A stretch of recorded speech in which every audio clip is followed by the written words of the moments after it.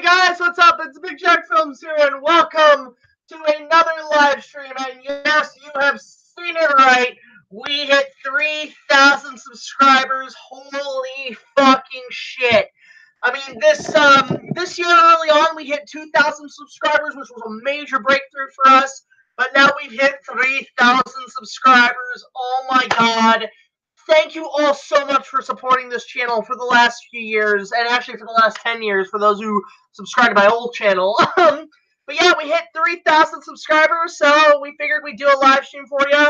Unfortunately, my crew ain't here to answer some questions for you guys, but we're going to try to have a couple maybe special guests show up on this live stream and just kind of have a chat about stuff, maybe answer some questions, and, you know, talk about our stuff on the show. First, a few updates I thought I'd get over, and to celebrate, I'm having a nice fresh Coca-Cola. Might as well. Coca-Cola, the definitive drink of Christmas. Well, aside from eggnog and Baileys and all kinds of shit. Anyway, so yeah, a few updates about what is happening on the channel. You know, I made a challenge that if we hit 3,000 subscribers before December 14th, I would put out my remaster remake of King Kong early, and that will be happening this Friday. This Friday we will, well, actually, no, fuck, it'll be tomorrow night, actually. We will be premiering the brand new remastered version of my 2016 remake of King Kong. That will be up and running on YouTube. What's great is it has an original score. The effects are cleaned up somewhat. The sound's cleaned up a bit more. And what's great is it's fucking monetized, which means I can finally start making some money on this damn movie. It's fantastic. So yeah, yeah, KPF and you guys, we'll add you guys on. I think we'll have like one guest every half hour just to have a conversation, because the last time I did this with a group of people, it ended up you know, crashing on me, and the live stream ended up being a bud. But anyway, so yeah, you will see the remake of Kong coming out this Friday, and I know JTIsReborn, if you're watching this, Sean, you will most likely do your after the movie on it. As well, next week you will get 2 videos, or 3 actually. You will get our first DIY video on how to build stuff for cosplays, props, and whatnot. It's a brand new series we're going to start working on. We're going to put out the pilot episode on Monday, which is really good. You're going to get to see that. Wednesday will be another live stream just to catch up on things. And then Friday will be a trailer for a Pacific review coming out soon around December. I'm not going to say what it is, but you guys will find out there. It's got some great footage and everything to give you guys a little hint of what's going to be happening in one of 2 of our mid-season finales. So that's our update. So what I'm going to do is I'm going to pull up a special guest that I would like to have on, and I think I'm going to choose KPF. So let me try and send the link to this to him. Again, this is the first time I've done this. So, yeah, again, I just want to say, guys, thank you so much for 3,000 subscribers. This year, honestly, for us has been a bit of a hassle and has been a bit of pressure for us and a bit of stress. But you guys are the reason we keep making videos. So, again, thank you so much for having us on here and watching our content for the last few years and getting us up to 3,000. Let's get up to 4. Let's get up to 5. Look, let's get up to 10,000. Be amazing. Because then I can say it's over 9,000. That'd be fucking amazing. So let me just go to Twitter here. I have to send this through KPF via Twitter. So give me a moment. But yeah, it's just amazing. We finally hit 3K. Now what's funny is we hit 3K a few days ago, but then it turned out there was a glitch in the YouTube system that knocked us down to 10 subs back. And I was like, no, you fool, stop you. But it was fucking amazing. So yeah, just give us a moment. I'm just trying to get my messages up here. But yeah, I guess I'll answer some questions while we're waiting. Holy shit, we got a lot of people coming in. Yeah, Mason, I will put you on as soon as I can. I want to get KPF on here first. So let me just, I don't know why my messages ain't working. Hold up. It's funny because like when I run this, my computer is like super slow. So let's get KPF on here, also known as KAIJU Psycho Films, or also known as what we know him now as KPF KAIJU Network.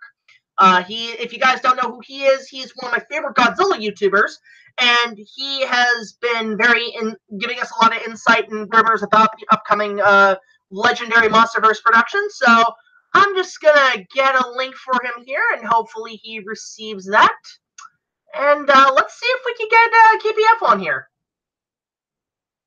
So yeah, everything's been going fantastic. I'm really glad you guys are sticking around. So let's just see what happens and see if he gets on here. I think it'd be great to get KPF on here. Just waiting. But yeah, I hope everybody's been having a good day today. Today was pretty productive for us. We edited a video for a friend of ours, Nick Jackson. Actually, that's another thing. We're gonna have another Godzilla review coming out soon. Another Godzilla review by Nick Jackson. It'll be his review of Godzilla King of the Monsters. So that'll be the Americanized re-edit of the original Gojira. So that'll be coming out. So let's just see if we can get KPF on here. I sent him the link. So hopefully something comes up. I have no idea. He should be up here soon, I think. I'm not too sure. If not, I'll see if I can get somebody else on. But yeah, so holy shit. 3K. It's hard to believe we got there. Okay, KPF is gonna be on in a sec. Oh, wait, is he here? Do we have KPF? Hello. Hi, all right, ladies and gentlemen, welcome KPF to our live stream. How you doing, man? Kind of back and forth. I have some channel issues, but it's not about me. It's good, man. Yeah, think of this as like, it's almost like the Conan O'Brien show, or like, you know, Stephen Colbert, where they like bring in people like guests every like night occasionally. So you're like the first guest on here. So why don't you just introduce yourself and just kind of tell us what you do on YouTube?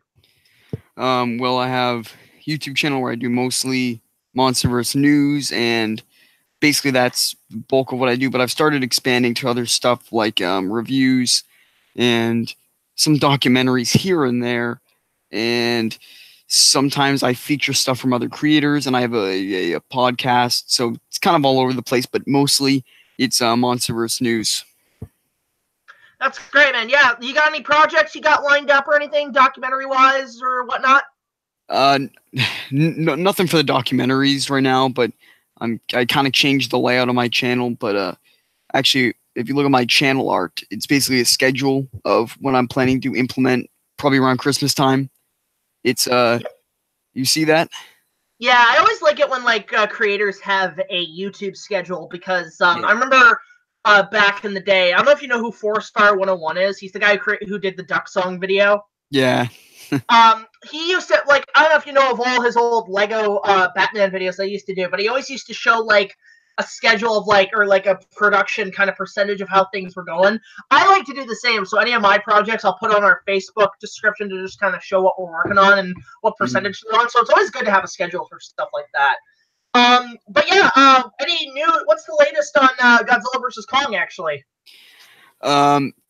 Basically, filming started. We actually got a couple set photos. I don't know if you saw my video on that, but it's nothing much yet. But the 2 set photos are pretty cool. It was, I can't remember the actors, but they were in suits that kind of looked like the G Team or G Force, and it looked pretty interesting, kind of futuristic looking, actually. Yeah, I know. I know I heard something about they're apparently going to be filming in Australia soon. When is that going to happen? I actually don't know. They might have. I think they're filming in Hawaii first, so they're going to film in Hawaii, and I don't know what either Atlanta or Australia is next, because the in-studio like green screen stuff is all Australia. I mean, sorry. Okay, that makes sense. It's funny because I'm about to bring this up, actually. So I was talking to my buddy Mason, who's from Australia, and he's actually, if you guys don't know who Mason is, Mason McCleary, he is doing a complete restoration of the 1925 Lost World, and he's actually dug up a bunch of footage that's never been seen before, even to the point of like a lot of archival groups have been calling him up and saying, "Where the fuck are you getting all this footage?" And Wow. interesting enough, his parents are actually doing casting calls for Godzilla vs. Kong when they're filming in Australia. And I had a conversation with his mom. I was on Skype with him on a messenger one time, and his mom caught me on the camera, and she's like, "Why the fuck are you not here right now? Because we would put you on set." Yeah. Just imagine, you go see Godzilla versus Kong, and then there's like a little cameo shot of me just going, "Oh fuck." But like, I just kind of pictured what I would do is like I would make it where like me and like I don't know, me and Bradley or something were filming a Big Jack Films. Like, hey guys, it's Big Jack Films here. Welcome to the King Kong reviews. Oh shit! That would be so epic. Like, you have no idea.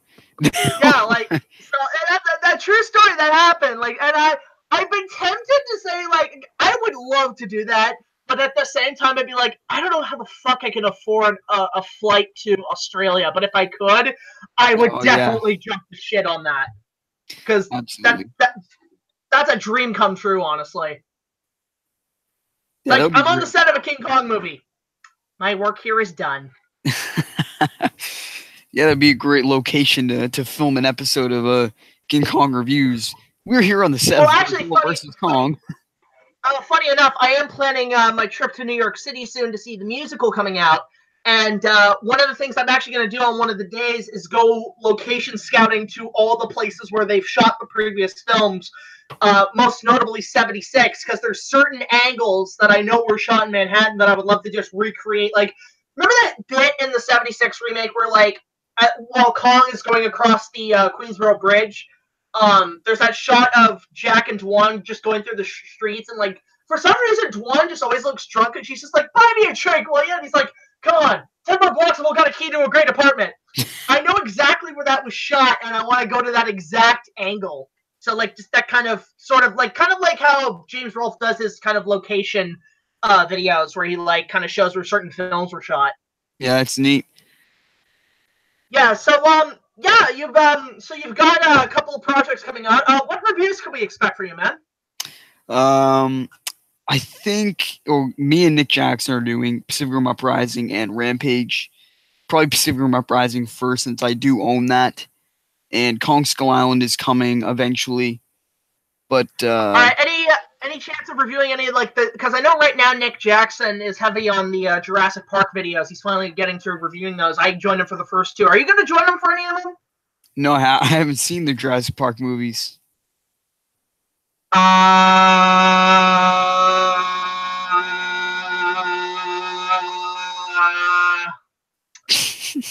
Okay, I have some homework for you, my friend. You are missing out on what probably, arguably, the greatest dinosaur movie ever fucking made. Go watch those fucking movies. Okay. I've seen Jurassic World. Jack Goldblum here. Jack Goldblum is very, very disappointed in you, KPF, for not reviewing or watching Jurassic Park. But you can watch it by picking up the new Blu-rays of the films, and well, there it is. Okay. Well, that's my impression of Jeff Goldblum, because like I always say, like whenever somebody goes in their sentence, I'm saying, oh, you're suffering Jeff Goldblum syndrome. You want to know something interesting? And it's funny because me and Nick were talking about this in our the Lost World review he was doing. I was telling him how apparently like Jeff Goldblum was in Cats and Dogs. I don't know if you remember that movie, a piece of shit family movie. And it was rumored at the time that apparently he was supposed to play the Scarecrow in the 5th Batman movie. Yeah, I've heard of that. Yeah, like, I'm one of those people who's like, if I was a filmmaker, I'd probably make the movies that never got made. That would be, like, kind of my job.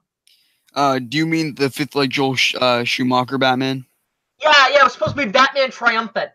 Yeah, it had, like, every single villain came back for, like, the final scene.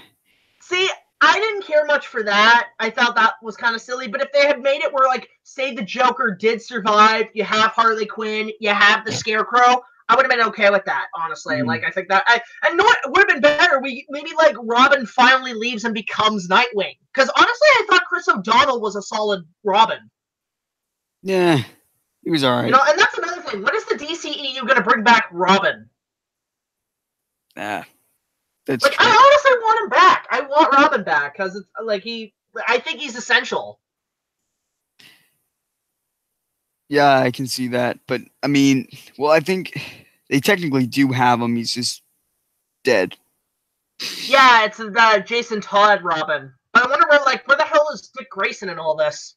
Where's he at? Supposedly they were making a Nightwing movie. Yeah, wasn't it like Josh Sweden supposed to be involved, or was that Batgirl? He was in on Batgirl. Oh, okay, is he still working on that? I have no idea. Nope.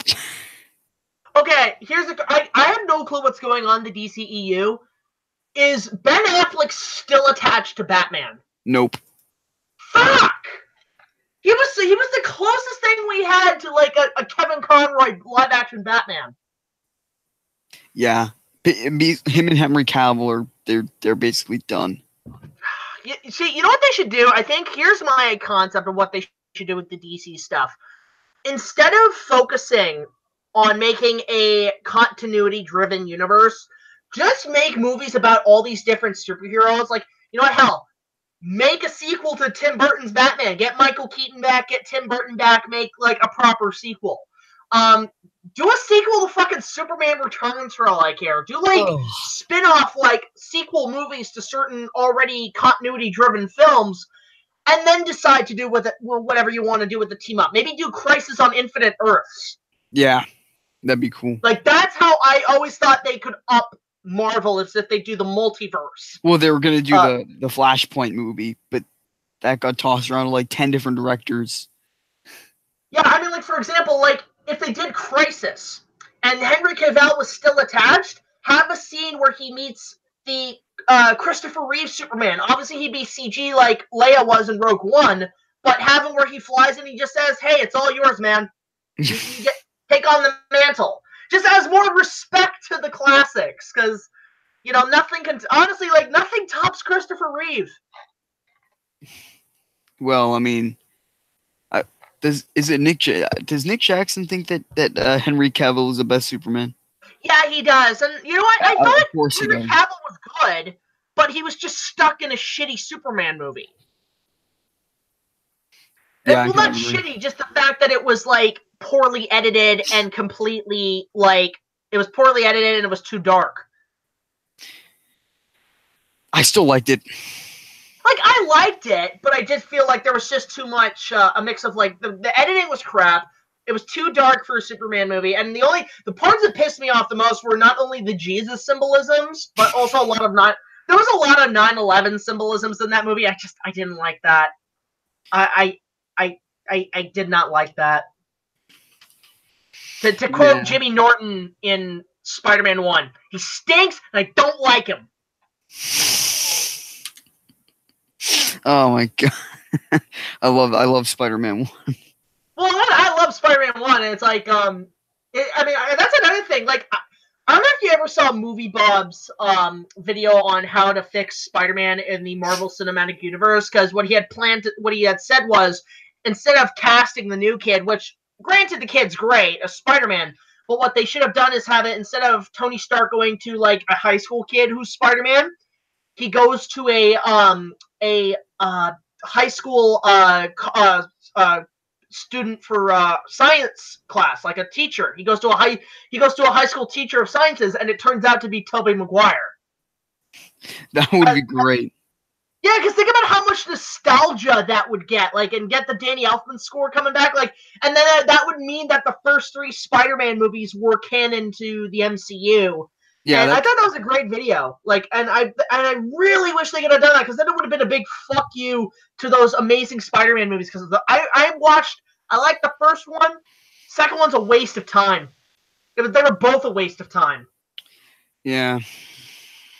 So, but yeah, so like, what's on the go in terms of videos? Well, what happened is I had to restart, like, update my computer, and it deleted all my apps, and my editing software was unfortunately Windows Movie Maker.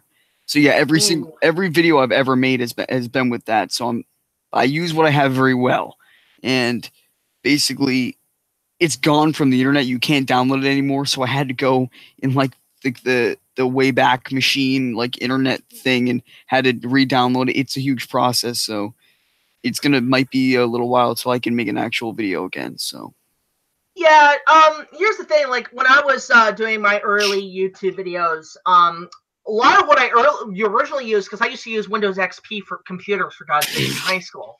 Oh God, those things are like my dad and I were going through some old laptops that like have been outdated, and one of them was still running on Windows XP, which I thought was hilarious. Windows XP. Yeah. Yeah, I don't know when that came out, but I had a computer from 2003 that I was using until like 2013, and Windows XP. Yeah, so a lot of my early videos, I didn't even use Windows Movie Maker. I used an old computer process called Lego Studios, which was because Lego back in 2000 used to make these filmmaking sets for young kids, and these sets were actually distributed by Steven Spielberg. He had a huge involvement in these sets because he wanted to make a thing where like kids can make movies using Lego and everything. So he basically started these Steven Spielberg Movie Maker sets, and the main one had a little webcam that you would attach USB-wise, and it came with the software, and you can make these really cruddy Lego films. And what was cool is the set it came with was right out of the Lost World Jurassic Park, where the T-Rex attacked San Diego. So it's a great set. I think I have that somewhere in my room, whatever. But a lot of my early videos were done with this Lego software, and then once I started getting more into the abilities of Windows Movie Maker, a lot of my Lego reenactments, they were filmed and early cut onto Lego Studios. I would upload them as a digital file and then put them over to Windows Movie Maker for better sound quality. So that's why a lot of my early, like the reenactment Lego films, are all like a bit more better quality because they were done on Windows Movie Maker. I used to do a lot. I used to do like my first reviews actually were done on Windows Movie Maker, and they're the shittiest reviews. Like, hey, Windows Movie Maker doesn't suck too bad. You just gotta know how to use it right. Yeah, like my first review I did, like the very first movie review I ever did was Dragon Ball Evolution, and that came out like 10 years ago. So I've been technically doing reviews for 10 years. And at the time, I gave it kind of a positive review because I was just a big sucker for this and I just wanted to see it on the big screen. But as years have gone by, it's gotten worse. It's gotten so bad. And by the way, that will be the 100th episode. Will be a long, in-depth bashing of Dragon Ball Evolution because I've got some things to fucking say. So, back to the whole like stop motion movie making thing. I did a project my freshman year where we had like, it was my broadcast journalism class. We had to do some kind of end year project. So I was like, I'm going to make a stop motion movie because I was like, it was actually around the time I like found your stuff and started getting into like King Kong a little more and like learning about the history of that movie and Willis O'Brien. And I was like, I want to see how hard it is. It came out really, really good, but it was only a minute long. And it took me like 100-something pictures. It was ridiculous.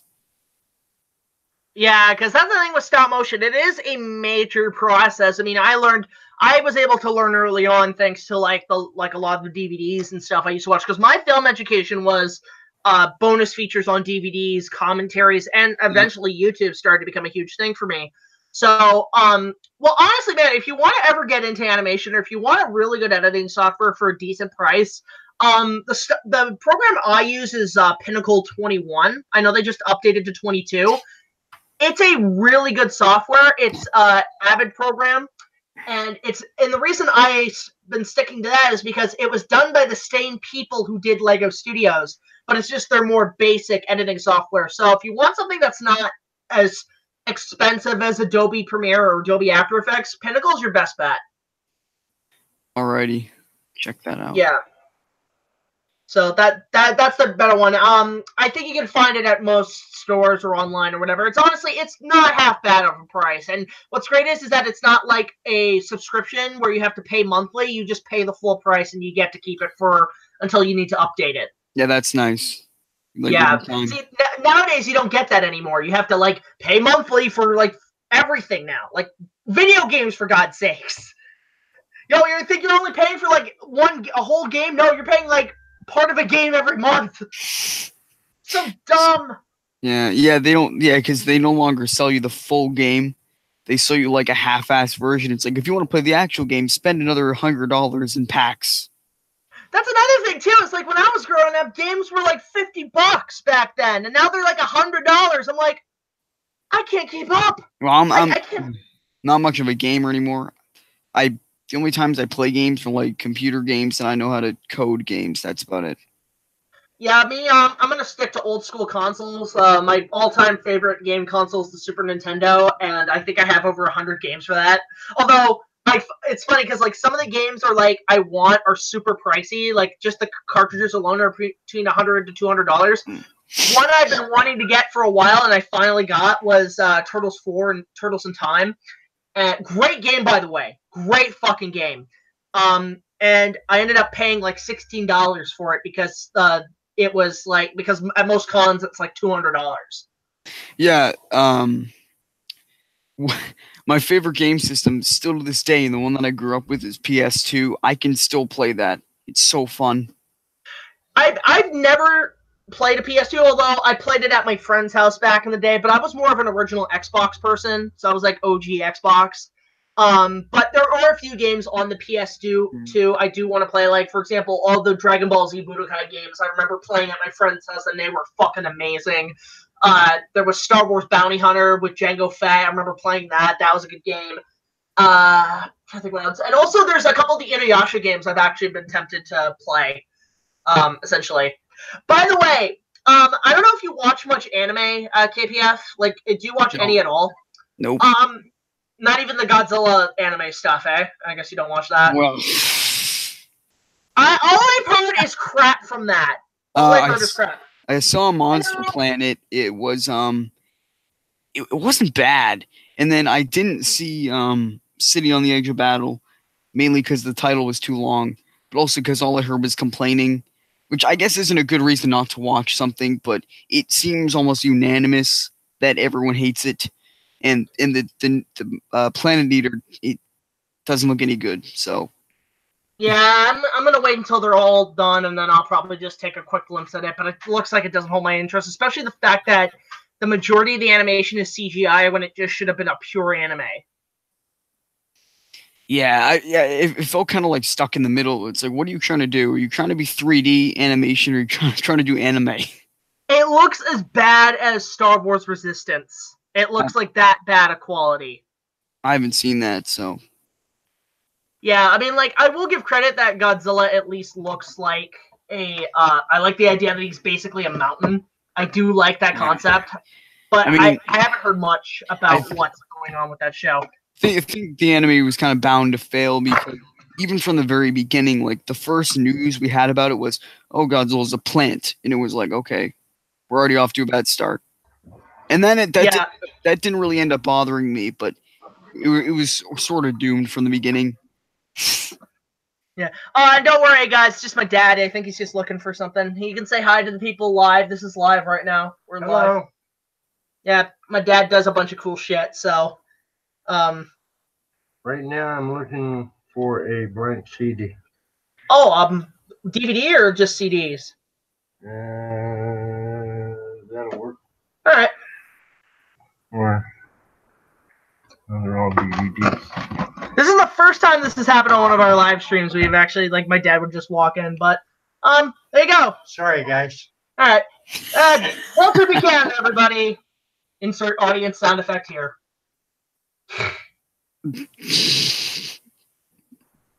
My dad's done a lot of cool shit. You know he actually worked on Pink Floyd's The Wall? What? You know he actually worked on Pink Floyd's The Wall? Oh, really? Yeah, he did a lot of music stuff in the 80s. He worked with Bryan Adams, Ringo Starr, Paul McCartney.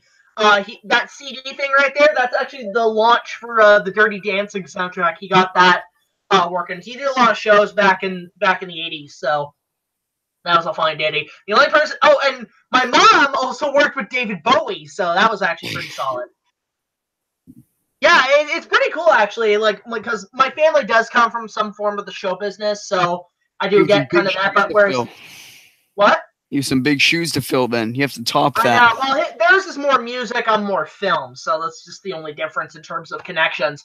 But, yeah, they're super cool. But, yeah, so, Yeah, if I would recommend any anime for you, man, you're a fan of mechs, right? Like giant robot shit, right? Nah, not really, but I mean, I Well, like what about Pacific like? Rim. Well, I know Pacific Rim kind of counts like that, right? Yes. Okay. So you're into that? Are you into Star Wars?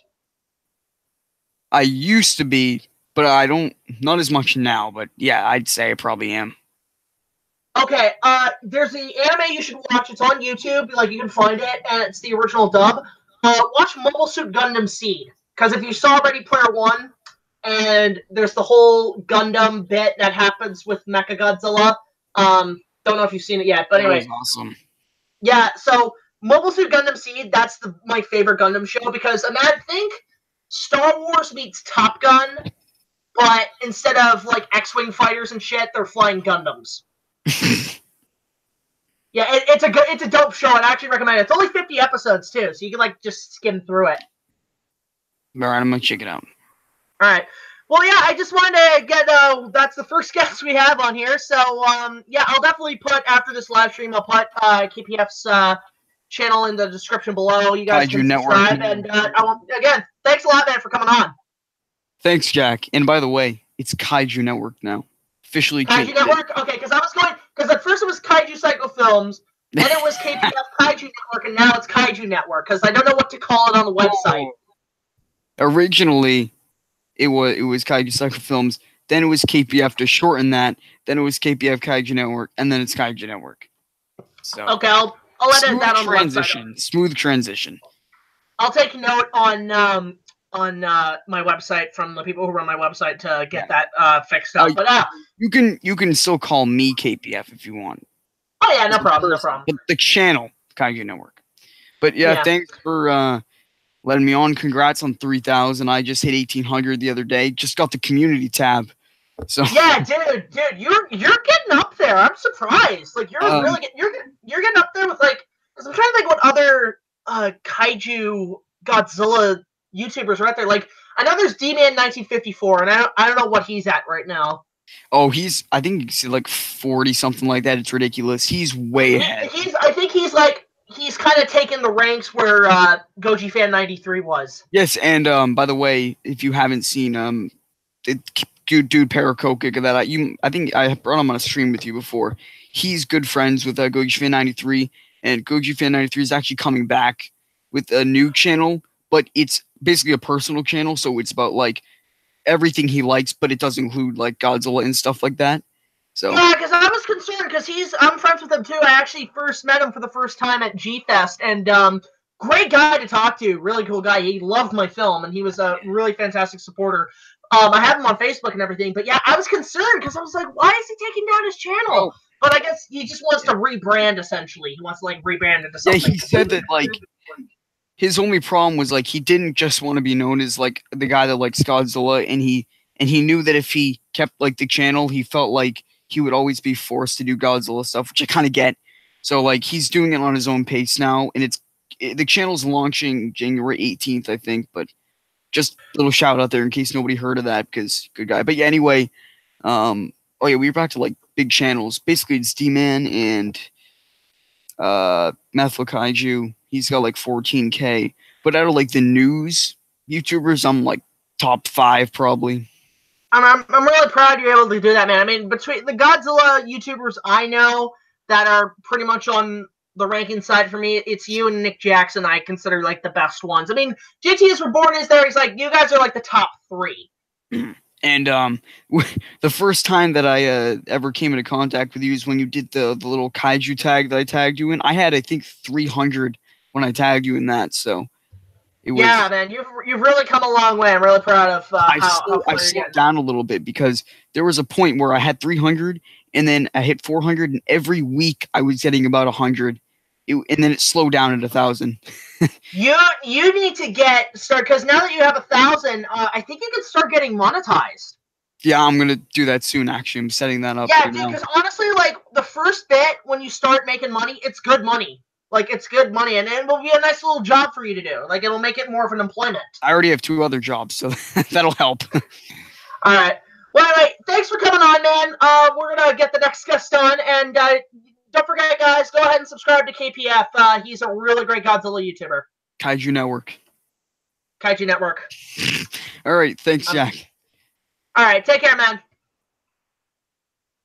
All right. So that's our first guest. So I guess I'm going to open the floor to a couple of questions before we get the next guest on here. This one's from Zilla Universe. Hey, Jack, I've been wondering when is the review for Ready Player One, Rampage, and the King Kong musical coming out? The Rampage review will be out in January. The Kong musical and the review of Ready Player One are going to come out in the winter of next year because I do need time to work on them, and I really want to end the season in a really good way. So those will be expected by the end of the year. So that's what you can expect from those. Just get a couple more questions on here. Walter is a god. I know, Mason. I know. JTIsReborn. I don't know if he wants to jump on next. I think it'd be great to get him on. Let's see here. Yeah, there's a couple people wanting to start the Q&A. Dragon Ball Evolution. Dragon Ball Evolution is what it is. We're doing well, Mr. Calaminus. Good to see you. Yeah, wow, we got a lot of comments here. Okay, so I guess we're going to get the next guest on. I'm just going to pick a random person. I just don't know who exactly I want to choose.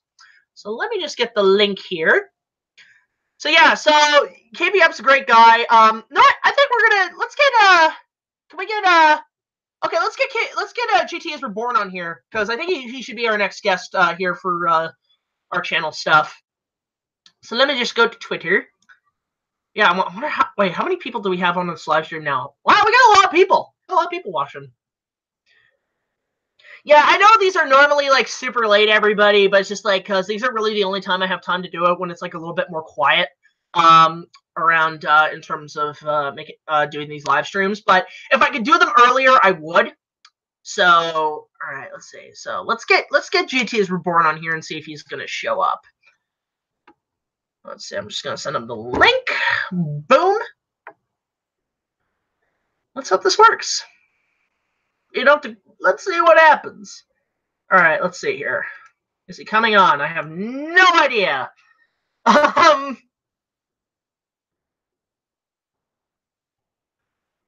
see. Yeah. Hey, Payro Karuxom here. 9:45. Okay. Well, I mean, like, you can come on now if you want, JT. But I'll have you on. I'll have you on standby. So I sent you the link. Yeah, I'm getting a lot of messages and shit right now. Holy crap. Yeah, Mason, we'll put you on as a guest after JT. How's that? I'll put you on as a guest. I think Nick Jackson, if he wants to jump on, that'd be great. Because he's usually around late, so I'll just have him jump on. So let's just see here. Is he gonna jump on now? I have no fucking idea. Okay, well, we'll hold for now. So let me just answer a couple questions while we're at it. Let's see. Give me 10 minutes. Okay, so. Yeah, holy crap, we got a lot of people coming on right now. Hey, Huey TOONMORE, how you doing? Glad to see you. We got a couple guests on here. If you ever want to jump on, we can. I can get you on. That'd be great. I know the next two guests I'm going to have on, JT and then Nick Jackson. Or no, JT, Mason, Nick Jackson, and then I'll see if you want to jump on us too. We got all night because it's going to be a nice little celebration of shit. So I'm just going to send this to a friend because a friend of mine wants to know my channel name. Wait, is that it? Yeah, that's the 3,000 subscriber live stream. Okay. So, yeah, let's, well, I'm wondering, Huey, if you want to join as a little guest on this live stream. I can send you the link and you can jump on because I'm always looking for special guests for this special occasion, this 3,000 subscriber thing. But I'm going to wait for JTIsReborn, Mason, Nick, and then I'll see if I can put you on. So let's just see what's happening here. Nothing yet from we'll get a call from him. We'll get a call from JT, hopefully. So yeah, let's answer a couple of questions and we'll just wait for him to show up. I don't know how to live stream. Brian, it depends if you have like how many subscribers and stuff. I think you'll get rewards in that. But essentially, it all has to do. You can do Google Hangouts. That'd be the easiest way to doing it. Ned asks, what will you do for the 10-year anniversary of Lego Jaws? Probably nothing. I've pretty much remastered the film. I've done my commentary. There's not really much more to talk about in terms of that movie. And if you guys want to go check that out, check it out in the video. It's starting to jump as one of our highest grossing videos on the channel. Any Thanksgiving plans? No, because we already had Thanksgiving like a month ago back because I'm in Canada. I'll probably watch the Thanksgiving Day parade tomorrow, mostly because fucking Goku's gonna be a fucking balloon, and that's fucking amazing. Oh god, I saw that on my newsfeed. I'm like, no, oh, that sounds amazing. Ned asks, best Kong deleted scene. Depending on what you mean. You mean from the original, from 2005, from my remake? Clarify that. So, yeah, Thanksgiving-wise, I'm just going to be chilling here at home tomorrow. We already had kind of our Thanksgiving Day parade, which is the Santa Claus parade, back in on Sunday. But I was actually with Josh that day seeing Lawrence of Arabia at the TIFF building, which was... Lawrence of Arabia, by the way, guys, is a spectacular film. Go watch that. It's a little long. It's like 4 hours, but it's a good 4 hours. It's visually stunning. And the way they cleaned it up and restored it in 4K, it looks beautiful. It looks like it could have been shot today. Great film. Go check that out. Lawrence of Arabia. Great movie. So, wow. Like, holy crap. I cannot believe how many people we got on here. Okay, no, nothing from JT. JT's gonna show up in about, I'd say 10 minutes, if anything. Hopefully, and see what's happening. Let's see here. Yeah, Mason, we'll put you on. We'll put you on soon. We'll put you on coming up. Let's see. Top 10 Christmas specials. Yeah, that was actually, we already did an episode of that. You can check it out on our channel. But yeah, I remember that was a good episode. That was one of my favorites at the time. It kind of has aged a little poorly, but I just felt like that was a good episode to put out because I want to do more Christmas specials at some point. Jared Osborne asks, who do you think is the best Santa Claus actor? It's a tie between Richard Attenborough from the remake of Miracle on 34th Street, or the guy who was Santa in Ernest Saves Christmas. Actually, you know what? You wouldn't even know he did it. James Earl Jones was Santa Claus. Do you not know what he was in? It was that Recess direct-to-video movie where I forget what the name is. It Mike, the big one with the opera singing voice? He's having his beliefs in Santa, and then he gets this old guy who's like sitting on the porch, and it's James Earl Jones, and then he like goes flying. It turns out he's Santa, and Mike's like, he's shaved, and like, oh, Darth Vader is Santa Claus. This is the greatest thing ever. Well, KAIJU Network asks, what's your favorite Asylum movie? Okay. Asylum makes the worst pieces of shit I've ever seen in my life. If I had to pick which one is the least worst, oh, that's tough. I'm going to say, what's that one that, I think it was Age of the Dinosaurs. That was the one that Decker Shadow reviewed. That was an Asylum ripoff of Jurassic Park. It's still a piece of shit movie. It's still an awful, god-awful piece of fucking shit. But to its credit, it has better CG, and it actually does use practical puppets. I will give it the least amount of credit. Other than that, still a piece of shit. Still a piece of god-awful fucking dinosaur diarrhea, as I put it. Oh, God. See, now picture that in your head, a dinosaur having very bad diarrhea. You're welcome, my fellow audiences. You're absolutely welcome. What could I say except you're welcome? I already pointed out that Zillow University Ready Player One review will be out December next year, and the King Kong musical as well. Correct answer, Atlantic Rim. I haven't even bothered. There are, to be fair, there are a couple I'm kind of curious about. One is this, I can't remember what it is. It's this Pirates movie that they did. I'm kind of curious about that, as well as the Indiana Jones ripoff they did. Because how the fuck do you rip off Indiana Jones? The only people I know who did the perfect ripoff was a fan film called Raiders the Adaptation, which is amazing. Who do you think would be the perfect actor to play the Frankenstein monster, says Jared Osborne. Well, that's tough. You know what?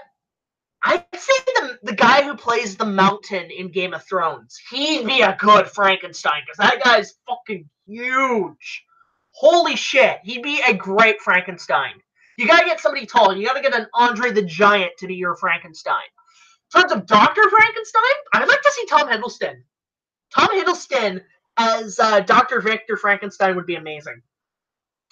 The top 10 worst Christmas specials. I can name a couple. I'm trying to think of one that I just... You know what? I'll be honest. I hate the fucking Santa Claus movies with Tim Allen. I'm sorry. Not a fan of Tim Allen. The only good thing he's done that I love him in is Toy Story as Buzz Lightyear. Other than that, makes shitty movie after shitty movie.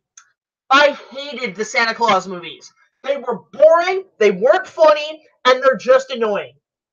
Fuck the Santa Claus movies. Terrible movies. But other worst Christmas specials.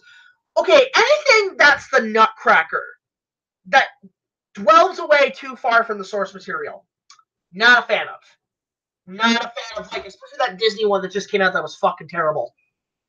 I'd say things like the Nuttiest Nutcracker. I remember being a big what the fuck movie. Like, what the fuck was that? That was like Nutcracker meets fucking Food Fight. It was fucking insane. From my eyes. Dinosaur from the Deep. Never heard of that, Mason. Never heard of that. What Bond films have you seen? I've only seen Skyfall and Die Another Day. And that's really all I need. I know there's like a ton of them, but I might check them out sometime down the road. Okay, Titanic 2. Oh my god. Oh my god, that asylum movie's a piece of shit. Oh my god. I'd rather watch the porno spoof called Titanic that came out at the same time. Fuck that movie. With probably the worst pun of dialogue I've ever heard or ever seen uttered in a motion picture. When the ship's finally going down, again, and this guy's just like, well, it looks like history's repeating itself. I'm like, that line gave me cancer. That line gave me frostbite. It was that fucking bad. And the fact that, like, that's actually happening now, we actually are getting a Titanic, another Titanic ship that's actually going to take the exact same fucking course. And it's the same model.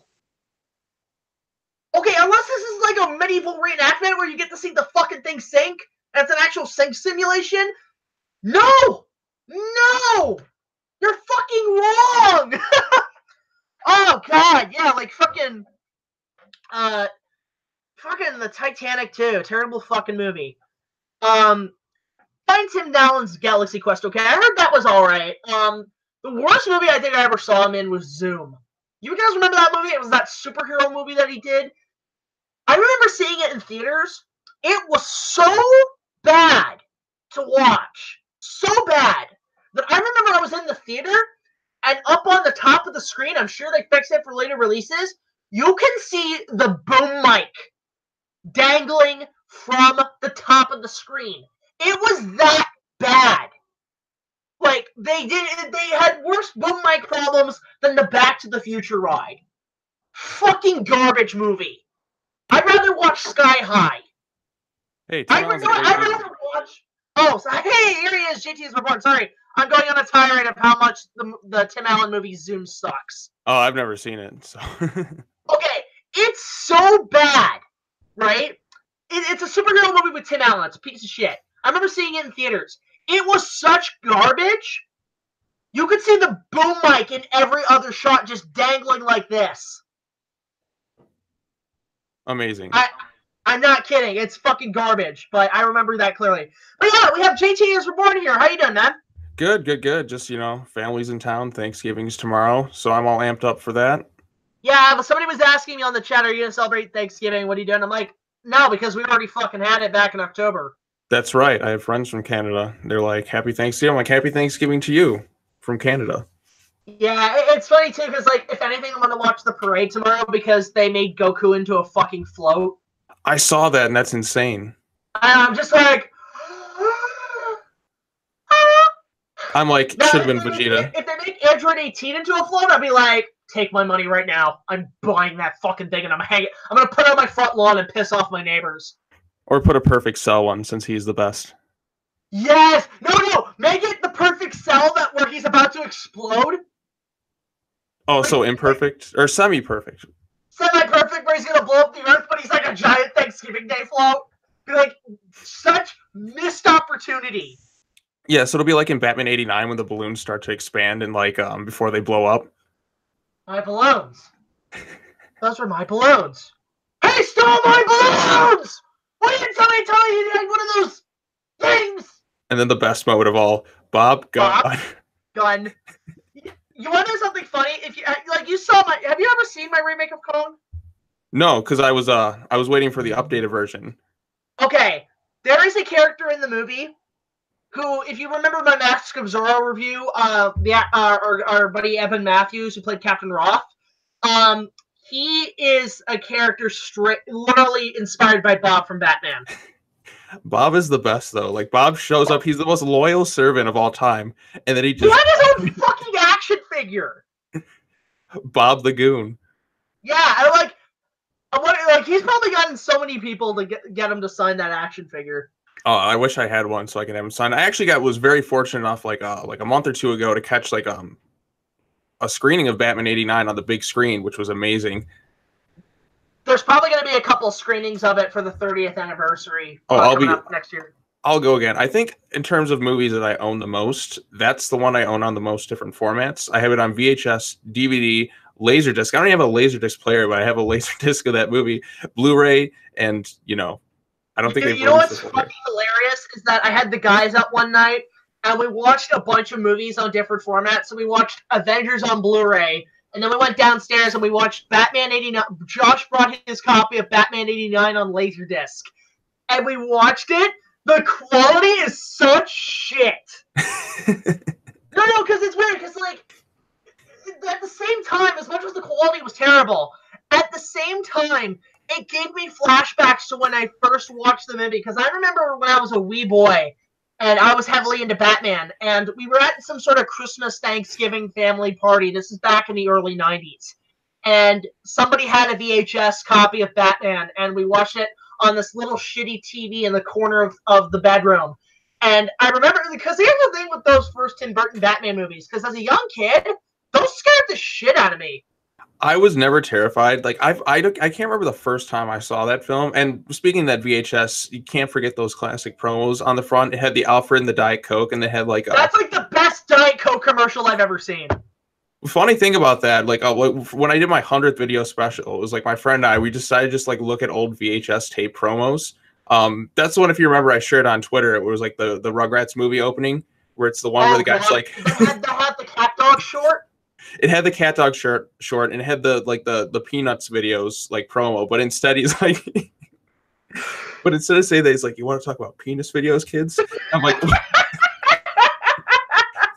He says it in the promo. It's terrifying. Well, it's funny, too, because I remember when I saw the Rugrats movie in theaters. I actually saw it. It was actually at this really wicked, retro neon light-looking movie theater in Milwaukee, Wisconsin. And I remember I went to see it, and they had the cat dog short play before that. So I remember when it was on the beach, I was like, oh, cool. They're doing the Pixar thing where they show the short films before the main feature. But yeah, with Batman, it's funny. So like,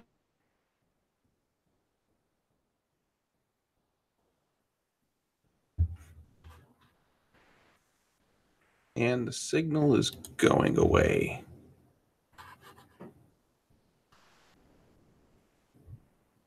we watched Batman, just then it's really torn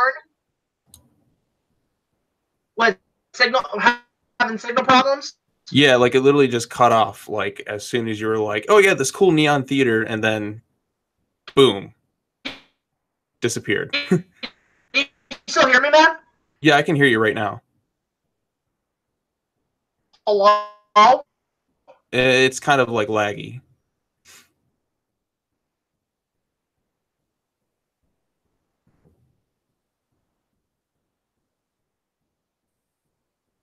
I can't tell. I think.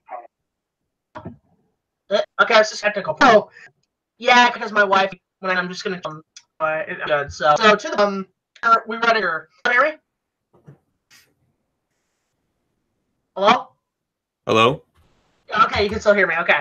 So I remember we were at a Neon Light Theater and we saw the Rugrats movie, and they actually played the Cat Dog short beforehand. So I was like, oh, it's like Pixar where they show all the short films beforehand.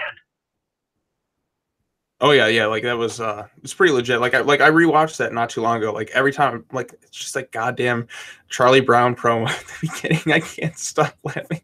Well, I watched the Rugrats movie actually a while back, and I'm like, damn, there is some emotional shit in this fucking movie. Oh god, when Tommy's like, it's just him and Dill. They're out in the middle of the woods. I'm like, these are infants. These are babies. Yeah, he's about to kill him. He's about to straight up take that glass jar, smash it, and stab him. Well, a lot of people didn't like Dill, so some people would have thought it was justice. But you know, nobody knew at the time he was voiced by Tara Strong, so. Yeah, now they're like, oh, we love you, Dill. Yeah, you're Tara Strong, and it's fucking amazing. But yeah, it's like, yeah, I remember going to. I think I've seen all the Rugrats movies in theaters minus the third one. I think I waited for home video for that, but like I remember I did see the first one, and then I saw the second one. I think I saw that twice. I was very unlucky because I couldn't get the chance to go to the theaters very often when I was little, so I'd have to wait for home video. Like that one, Rugrats in Paris, was really good. I had the video games for that, and I had Search of Reptar, which was like the first video game I ever beat. One of my favorite games on the PS1. Oh yeah, like you had like the cutscenes. All there was the one level was like the circus level. I could never figure out how to do the last jump, and like even to this day, I'm like I still don't know what to do. Well, I freaking love Rugrats in Paris because they're spoofing fucking Godfather 2 and shit. Rugrats in Paris is great. The third one I haven't really seen all the way through.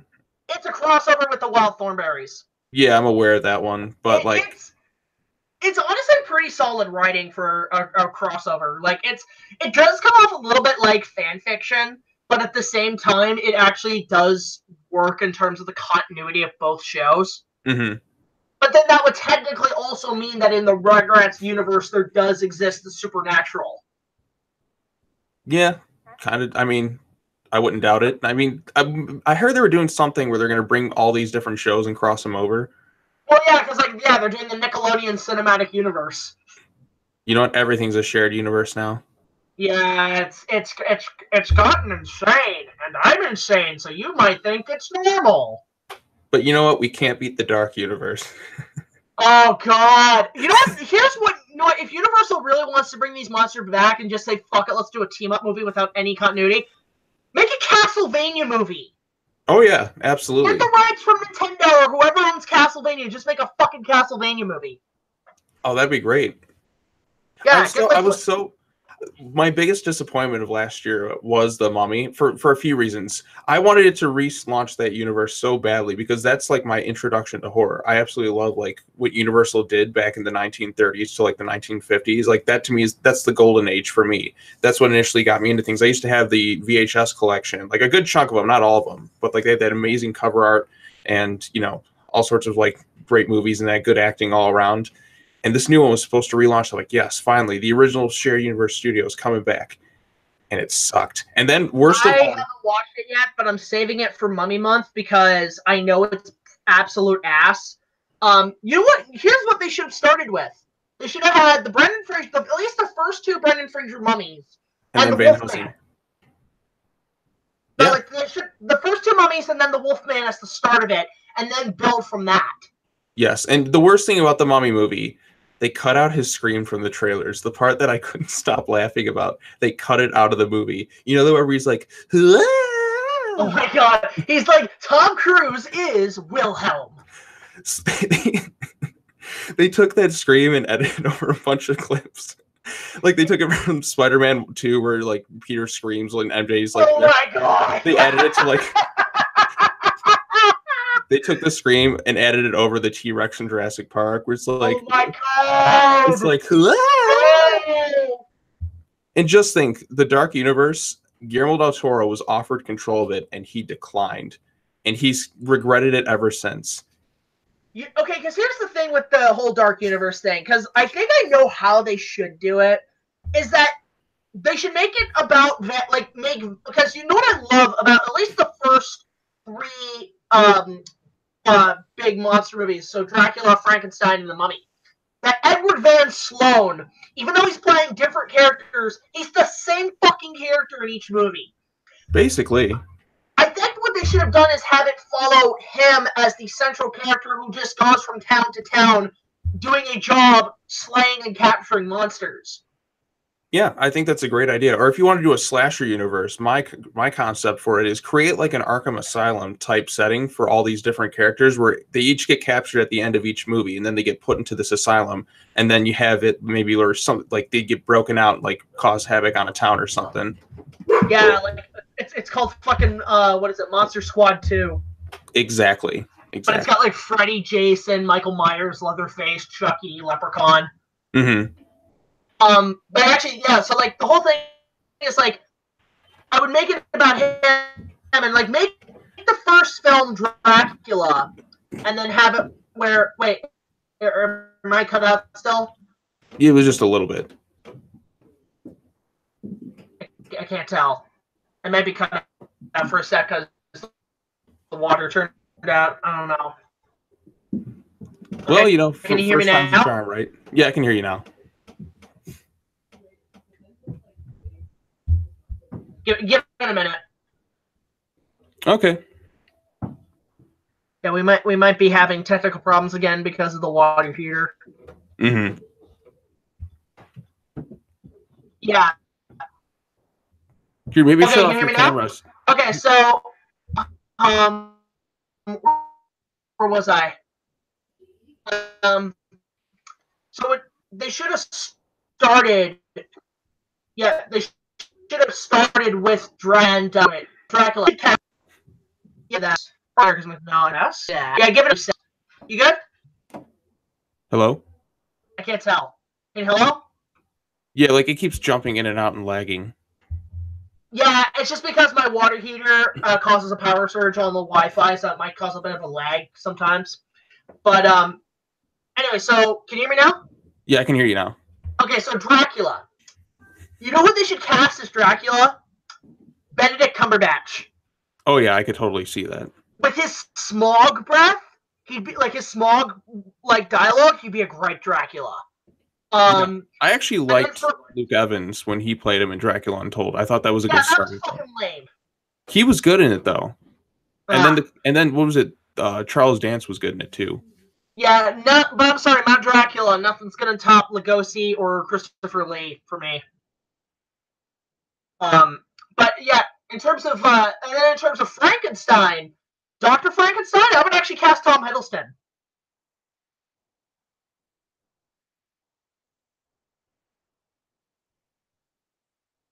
I don't know if you got me. Are you still there?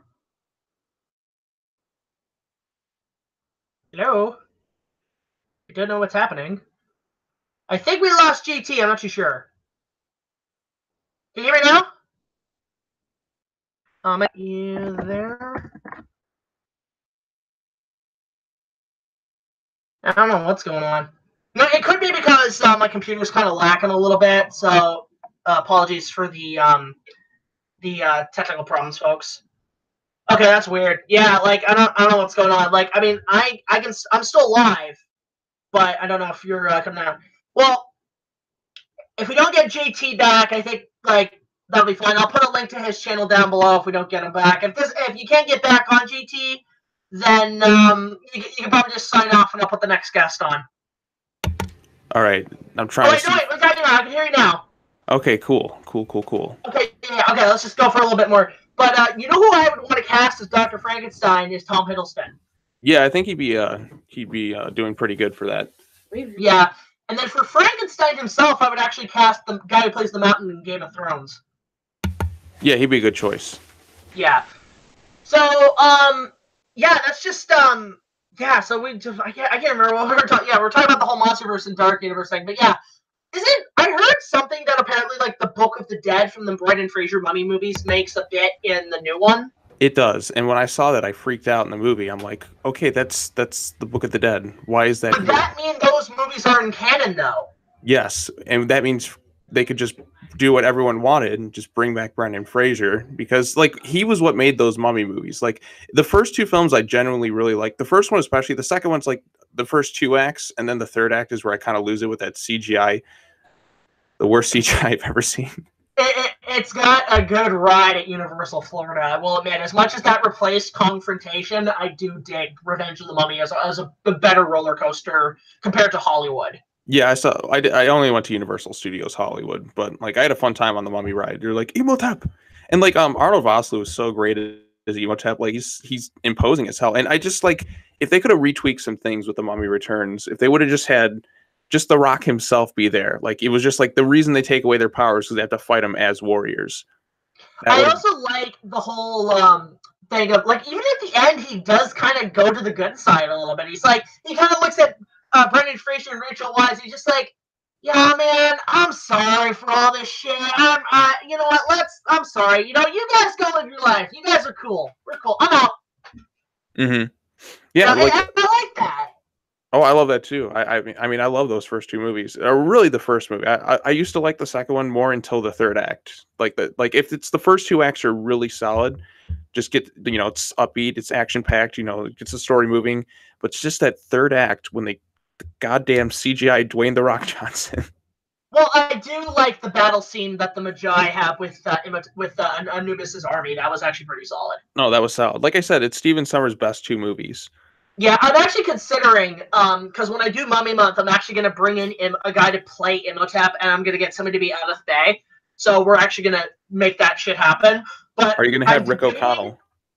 Well, that's the thing. I'm pretty much going to be the O'Connell for this series of videos.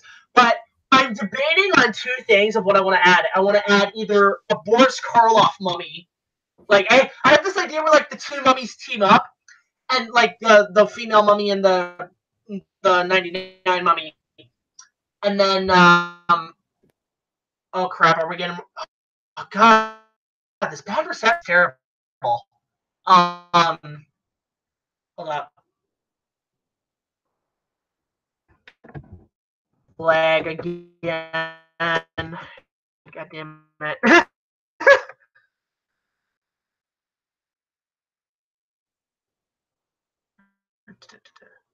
Again, the water turns on and everything. Or it could be my computer. My computer's a piece of shit.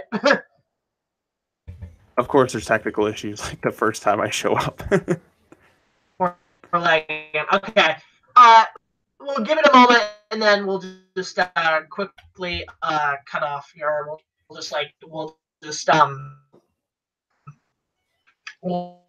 wait for this to come back, and then we'll just do final thoughts. Let's see here. Wait. Can you still lagging? Because of issues, yeah. Oh. Yeah, I have guests on. Give it a moment. Wait, can you hear me now? I can hear you now.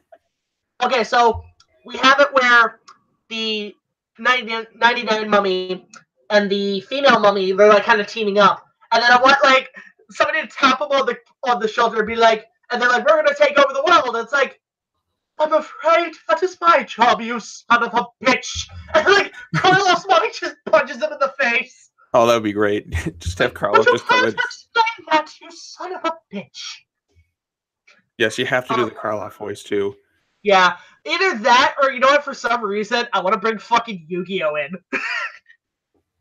Oh yeah, because like they have the ancient Egyptian. If you can find some way to tie it in, do it. Yeah, I'm gonna figure that out. I mean, right now I just wrapped up the Star Wars scripts, but those were all fine, Danny. But yeah, man. What Star Wars are you doing? We're gonna have to cut it short because I don't know how long the lagging's gonna be on this day. But again, I want to thank you for coming on, man.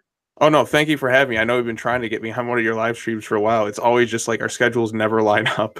Yeah. Anything you want to pump out, man? I will be doing it after the movie on Jack's Kong film when that drops. I'm going to see if I possibly get to it Friday this weekend or like early next week for sure. But that's going to happen. All right, fantastic. Yeah, so I can't wait to see what you think. I imagine it's just you're going to come in and be like, sucks. Or I could just have like a huge bottle of whiskey with me. You know what? get a friend to watch it with you because I want to see a two people's perspective on it. I'll see what I can do. If not, it might just be me. We'll see. All But right, yes, no I got worries. that. And then that masterpiece video that we talked about on KPF stream is coming eventually. All right, fantastic. Again, thanks for coming on, man. All right, thanks for having me. All right, JTIsReborn, everybody. Later. Okay, so we're gonna jump to our next guest. I think the next person I am gonna get is HEWY TOONMORE because it just depends on the lag and everything. I'm just not too sure. But let's get HEWY on here for a bit and let's see what he has to talk about or anything he wants to pump out. So let me just go to Facebook. I have to get him on Facebook. It's a lot easier. Jesus, a lot of messages. But yeah, apologies for the lag, guys, because it's mostly because like when I have a bunch of people on here, it does lag occasionally, which is fine. But yeah, we're gonna get Logan on here, so I'm gonna just get him on here and see what comes up. Just give me a moment. But yeah, I'm curious, how many people do we have watching this now? I'm wondering. Oh, we got a lot of people. We'll get to you, Mason. I think I'm gonna limit it now to about maybe like 15 to 20 minutes a person because we just got a lot of people who want to come on. So you'll be up next, Mason. Let's get Logan. All right, HEWY, I'm sending you the link via Facebook.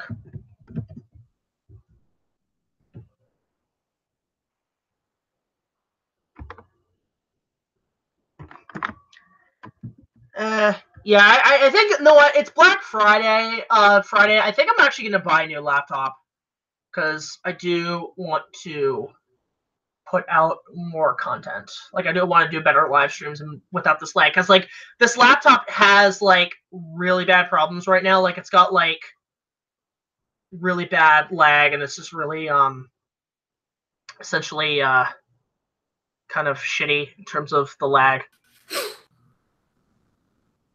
Hi, HEWY, how you doing? Jesus. Hello, everybody.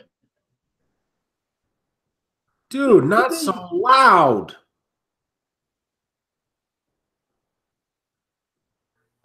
You alright, man?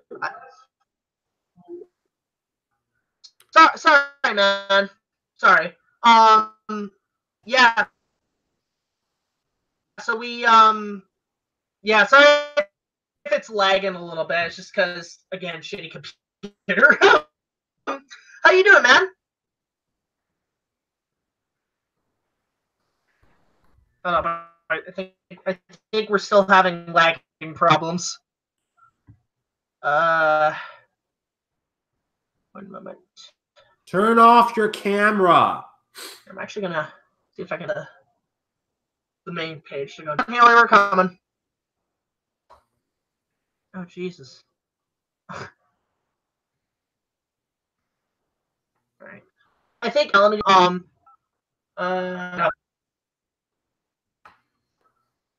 better? What? Better now? I can hear you. All right, yeah, we got HEWY TOONMORE on here. How you doing, man? Hey everyone, I'm HEWY TOONMORE of HEWY's Anime Movie Review, the show where I review anime films from older reason, whether they be hand-drawn, stop-motion, or computer-generated. Yeah, man. I've been honestly like I'm a big fan of the show, man, because I've been watching you probably since the beginning, actually. Really now? Yeah, I think first one I watched was the Clone Wars episode, and God, that was 10 years ago. That was my first video review. Yeah, like so I've been watching ever since. I mean, favorite episodes that I know that I love: top 10 dinosaur documentaries, and Little Engine That Could, and of course Mighty Kong, which I'll even come out and say you had the superior video, you had the superior review because oh fuck that movie. Why do you think I have the superior video? Well, you were able to go into more depth than I could because mine was just more of a quickie review. Like, it's only like, what, 4 or 5 minutes? But you were able to go into much more depth in terms of, like, how bad it was. All right. Anyway, Jack, I want to say you've lost all my respect. Why? What happened? You've lost my respect the minute you said you hated the Tim Allen Santa Claus movies. Well, I mean, it's not that they're bad. It's just they're kind of they're boring to me. The first one is great. The second two, the second and third one, yeah, I agree. But don't you dare insult the first one. Okay, I'll take back a little bit in saying that I think the first one is passable. All right then. I apologize, but Cool, yeah, man, those sequels got worse. No kidding. Yeah, like what was the third one? The third one had like what, Martin Short? Yeah, honestly, he was the kind of the movie saving grace. Yeah, I remember the second one. There's like a plastic Santa Claus or something. I can't even remember the second one. Ugh. Yeah, because that one I'm like, I've seen this before. It's in the Gumby movie, and it was done way better. Yeah, I never really watched the Gumby movie. Gumby movie's actually pretty solid. That's one of my childhood favorites. I don't doubt that. I'm just saying I haven't watched the entire thing. You know, it's a pretty solid film. I mean, my only complaint is like when they released the DVD, they cut out like a half hour's worth of stuff and played it as deleted scenes. So it took a lot away from what it was originally released on VHS. Although, to be fair, I did see on eBay there's a 35mm film print of it that's up for sale, and I've been tempted to be like, I don't know if I should grab that. Not worth it. Yeah, probably not. But yeah, how's things been with you, man? I'm still adjusting to my new home in Mississippi. I still haven't gotten my computer fixed, so I don't know when you're going to see another video from me. I just need to get the memory card slot fixed, and I don't know when I'm going to be able to take my computer to the shop. Plus, Mom and I are renovating the house we bought, and I might have to switch around rooms. It's going to be hell for months on end. Hey, whatever works to get, like, to make you as comfortable as possible in your own home and to get yourself settled, man. I know what it's like moving into new stuff get like back that. to making my show. No, dude, you'll get your show out. Your fans are really loyal, and they'll be able to wait it out until you can get to the guy. And like that's the thing, because like I'm looking forward to see what you got planned. I'm just worried I'll lose my patron watchers because that's my only source of income. Yeah, man, it's you gotta. The trick is to have confidence. I mean, I'm actually really disappointed that I didn't get the full season out this year, but now I've had to split it into 2 years, which for me, optimistic wise, I find a lot more better because I'm able to plan it more and be more prepped for it. Because, I mean, I've been pushing Mummy Month off the schedule since last year, so now it's only coming out next year. Honestly, the second Mummy movie, fuck it. Fuck The Mummy Returns. What about Tomb of the Dragon Emperor? I haven't seen it. I've heard terrible things about it. It's bad. I mean, minus the last act, but it's bad. I'll stick with the first one. Yeah, first one's good. But yeah, so like I've been watching your show for a while. I mean, I'd even say some of it inspired me to do stuff too, man. Really? Yeah, like trying to think of some ones that really kind of I was taking influence from. I know The Little Legend That Could is one of my favorite episodes because that is just pure humor. And it was because I didn't expect anybody to even know what the hell that movie was. I thought I was like the only one, and then I see it like, oh shit, there's actually is an audience for it. That could make you happy. Yeah, dude, you. I mean, that's the thing I take from a lot of the people. Like when they say that I inspired them, it's like that's the bit. Like I could get all the money from YouTube I want, but as long as I'm able to inspire people, that keeps me going. Okay. Yeah. So, do you got any like? Can we expect any certain reviews in the works that you want to like put out or whatever? I don't want to give anything away. Okay, no worries. Yeah, what would you say out of all your episodes you're probably the most fond of? Honestly, I have no idea. No? Okay. Well, I mean, like, even I will agree on this. Like, we both agreed The Last Unicorn is a fucking masterpiece. Yeah. Oh, I even watched it again. I'm like, it's such a pretty movie. Mm-hmm. You want actually a really cool story about that? So I actually went to a really cool screening of the film when Shout Factory got the rights to restore it, and they had a screening of the film, and the author of the book was there, so I got to talk to the author of the book. He signed my DVD, by the way, but the DVD was the E1 DVD, but that was the only one I could get. Unfortunately, that's the one that's censored. But what was interesting is that we had a screening of the film, and then afterwards there was a Q&A session and everything. And actually, one of the things he did say is that the distributing rights are, I don't know who owns the film rights, but I think they are trying to get a live-action film off the ground. I know they are, but the thing is, he's been locked in battle with his manager for years now. So, Yeah, and that was back in 2016, and I haven't heard anything about a live-action movie since. Yeah, and what was interesting, too, is that apparently when he was at the screening, he was selling this amazing artwork of King Haggard on the Iron Throne from Game of Thrones. And he had an interesting story to tell because he said that he's actually friends with George R.R. Martin, the guy who writes Game of Thrones, and he said that him and George R.R. Martin have this little story about how King Haggard apparently survived dying, and that the Red Bull took him to Westeros, and they took over the kingdom. He had the Iron Throne, he killed all the dragons, and he was still not happy. Of course not. Which I thought was super funny. So, but yeah, like, I don't even know, even if they did a remake, I'm like, I don't know how you're going to top such, probably the best animation Rankin Bass ever had. You know, like that, when I think, that's like probably top 5 prettiest movies I've ever seen in my life. Jack?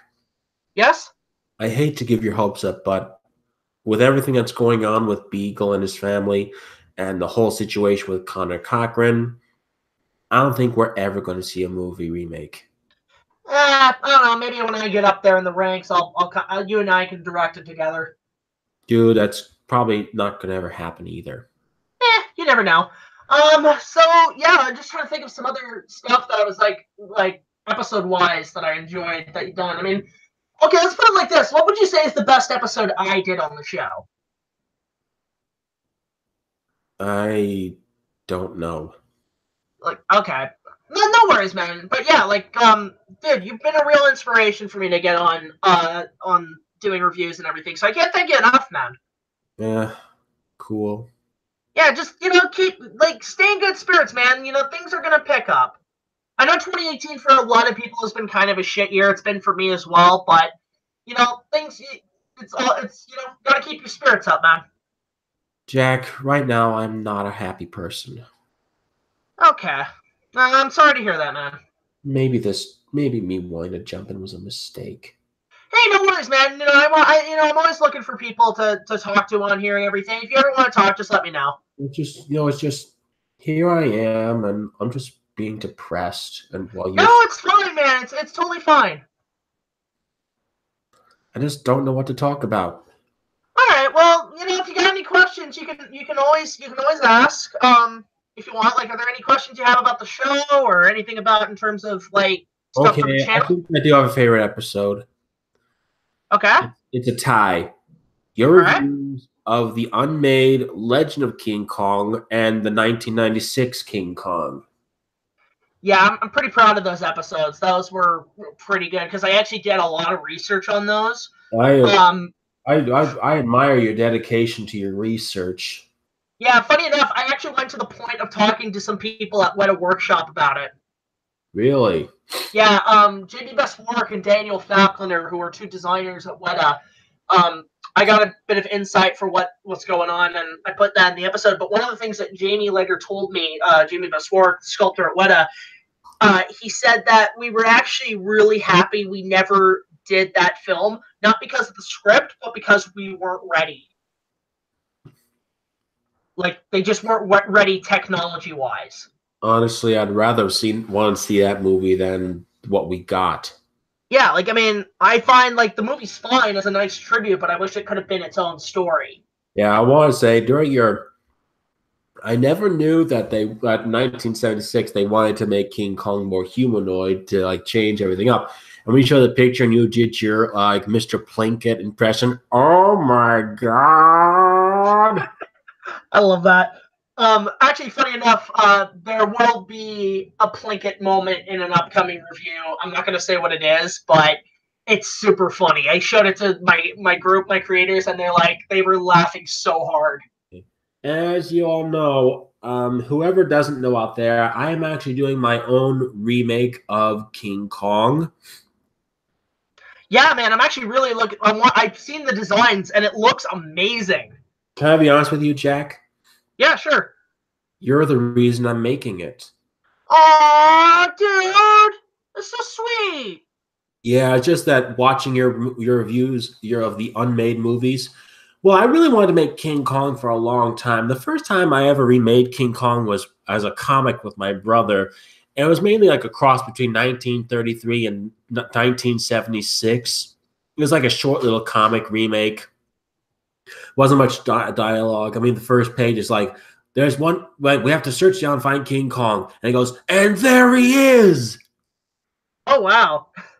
Yeah, and behind King Kong was a guy in a tree being attacked by a tyrannosaur. Oh, that actually sounds really cool. We had Kong, we had dinosaurs, we had a scene with Kong in the bottom of the ship.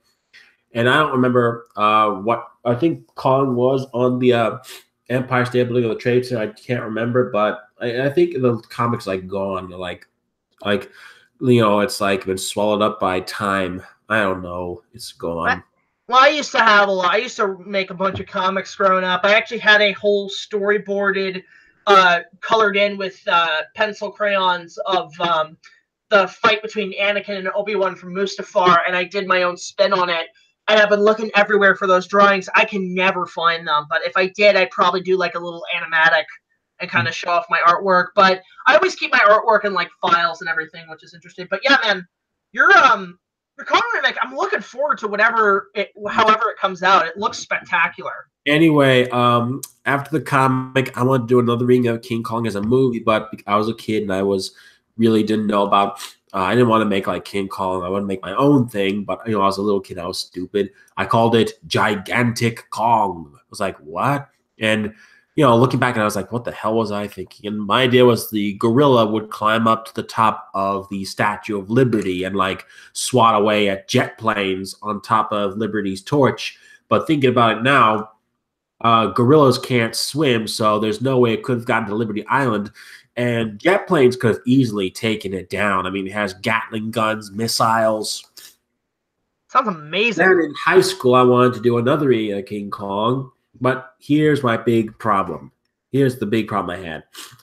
I wanted to make a shot-for-shot, line-for-line remake like the 1998 Psycho remake. Yeah, and I did add a few tiny things like a Stegosaurus stampede, like the sailors being attacked by pterosaurs, and then I just dropped it. But then after watching your show, I thought about my remake, and I watched another person's show. Like there's this other guy on YouTube I was inspired by. I think he's called Dark Shadows. I don't remember. Was it Decker? I'm trying to remember. Was it Decker Shadow or was it? Not him. Okay. Come on. Let me look him up. Well, there's a couple of like online reviewers that I like that have just completely disappeared off the map. There was I can't remember. Dark Corners Reviews. I've actually talked to this guy too. It's called Dark Corners Reviews. I requested him to review 2 movies once, and he did a video on King Kong and their remakes. And basically, the video was like how to do a good King Kong remake. He gave me like the pluses and the minuses, what to avoid. And then thinking about that video and then thinking about his video, I thought, you know what? Maybe I should bring back my idea of a King Kong remake. But I'm not going to make it a movie. I'm going to make it something else. I wanted to take it to heart, like, how do I make this King Kong my own? And I kept thinking around, and I got a few ideas, and bada bing, bada boom. I'm working on the project as we speak. I did want to point out too, man, that Stegosaurus Stampede concept, that actually sounds pretty dope. I actually would like to see that. Yeah, I'm gonna have it in the remake, but it's gonna be a lot different than I originally had. Originally, when the sailors in the original movie come upon the Stegosaurus, it's just one. But I thought there'd be like a whole herd, and once Stegosaurus attacks, it gets killed. Then that Stegosaurus being killed like has a chain reaction, starts to stampede. Yeah, it reminds me a lot of. I remember I was reading the History of the Movie Icon book, and there was a segment that apparently like Cooper for Son of Kong wanted to do a whole dinosaur stampede in that film, and that never got off the ground because of the budget. But like, and so hearing that Stegosaurus stampede, that actually sounds like something fun. I'd love to see that. I'm always a fan of when canceled projects or certain scenes that never get made, they recycle them for later projects. I'm always a fan of that kind of stuff. Right. The Stegosaurus stampede was actually inspired by the Stegosaurus scene from the Lost World Jurassic Park. I didn't want to have the same reaction like when the Stegosaurus plot out of the forest in front of the explorers. Yeah, that actually, I would actually want to see that. That sounds amazing. Thanks. Like I said, I'm going to rework it in a different way now. But there are going to be dinosaurs. There are going to be mammals, like prehistoric mammals, you know, like the Eocene, the Pleistocene, that sort of thing. Yeah. Yeah. Like I designed the creatures last year, but recently I started redesigning them again to be a little more scientifically accurate and such. Yeah, I'm actually like that too. How like they are more accurately designed, and they're not just like what Peter Jackson did, where they make them just like scaly crocodile things. But I do like how you're incorporating a lot of like almost the bird attributes, especially with the predators, into the creatures in this film. Right. Yeah. I don't want to give too much away because I don't want to spoil anything, but I really hope that it does get made, and I really hope you guys like it. Mainly, Jack, I started out this movie again because I wanted you to review it. Yeah, man, when it comes out, I will definitely get my hands on it, and I will definitely tackle it. I will definitely give it a really good review for you, man. Okay. As for, I really hope you also review the episode of Hello Kitty's Furry Tale Theater, Kitty and the Kong. Funny enough, man, I went to Toronto on Sunday. I had to take the bus down, and the bus was like an hour and a half ride, because me and Josh went to see Lawrence of Arabia on the big screen, which was great. And what was interesting is like on the ride there, I've been writing the script like crazy. So I'd watch the film, and if I see something I want to take note on, I'll write it in. But I've been writing the script, and that episode will probably come out after the Valentine's Day 2-parter. Yeah, I figured I wouldn't come out anytime soon, but any media that is King Kong related, I want you to review, including the Beetlejuice episode that features Thing Thong. I want to take a look at that. There's apparently a Ninja Turtles episode. There's a DuckTales episode. I've been keeping track of a lot of that. Oh, you mean the one with ping pong, or where Webby becomes a giant? Yeah, the one where Webby becomes a giant. Alrighty. And then there's also a Ninja Turtles episode that does that as well. Right. Yeah. Now, what's interesting, too, about the Hello Kitty episode is I was thinking about it when you told me about it, and I was like, you know what? There's a chance I might be going to Florida in February. Be cool to film all the live segments at the Hello Kitty shop at Universal Florida. That would be great. Yeah, so I'm kind of picturing where I want to shoot certain things for that. So, yeah, I will definitely be working on that episode. Okay, if you need any help with research on what to do for the episode and like the characters and such, let me know, and I'll give you like the Wikipedia page. All right, I'll also definitely be probably needing research in terms of how the show, which show that was, because I know like Hello Kitty is everywhere. So Hello Kitty Furry Tale Theater. Okay, I'll definitely look it up and get more of the history of the show, because I do want to talk. Because I think what's cool about doing these episodes, it gives me a chance to talk about these shows themselves as kind of like a double review, where it's like I'm talking about the episode, but I'm also giving history on the show. Right. Yeah. But yeah, man. Thanks for coming on. Actually, this like was a really good kind of Q&A to talk to you about this on my live stream. Oh, I have to go already. I just got here. Well, man, if you want like a couple more minutes, we can like book that in. It's just because like I'm booking it to now where each guest is about 15 to 20 minutes each. I know. Maybe I should go anyway. I do have a really bad stuffy nose right now, but I would like to do this again sometime.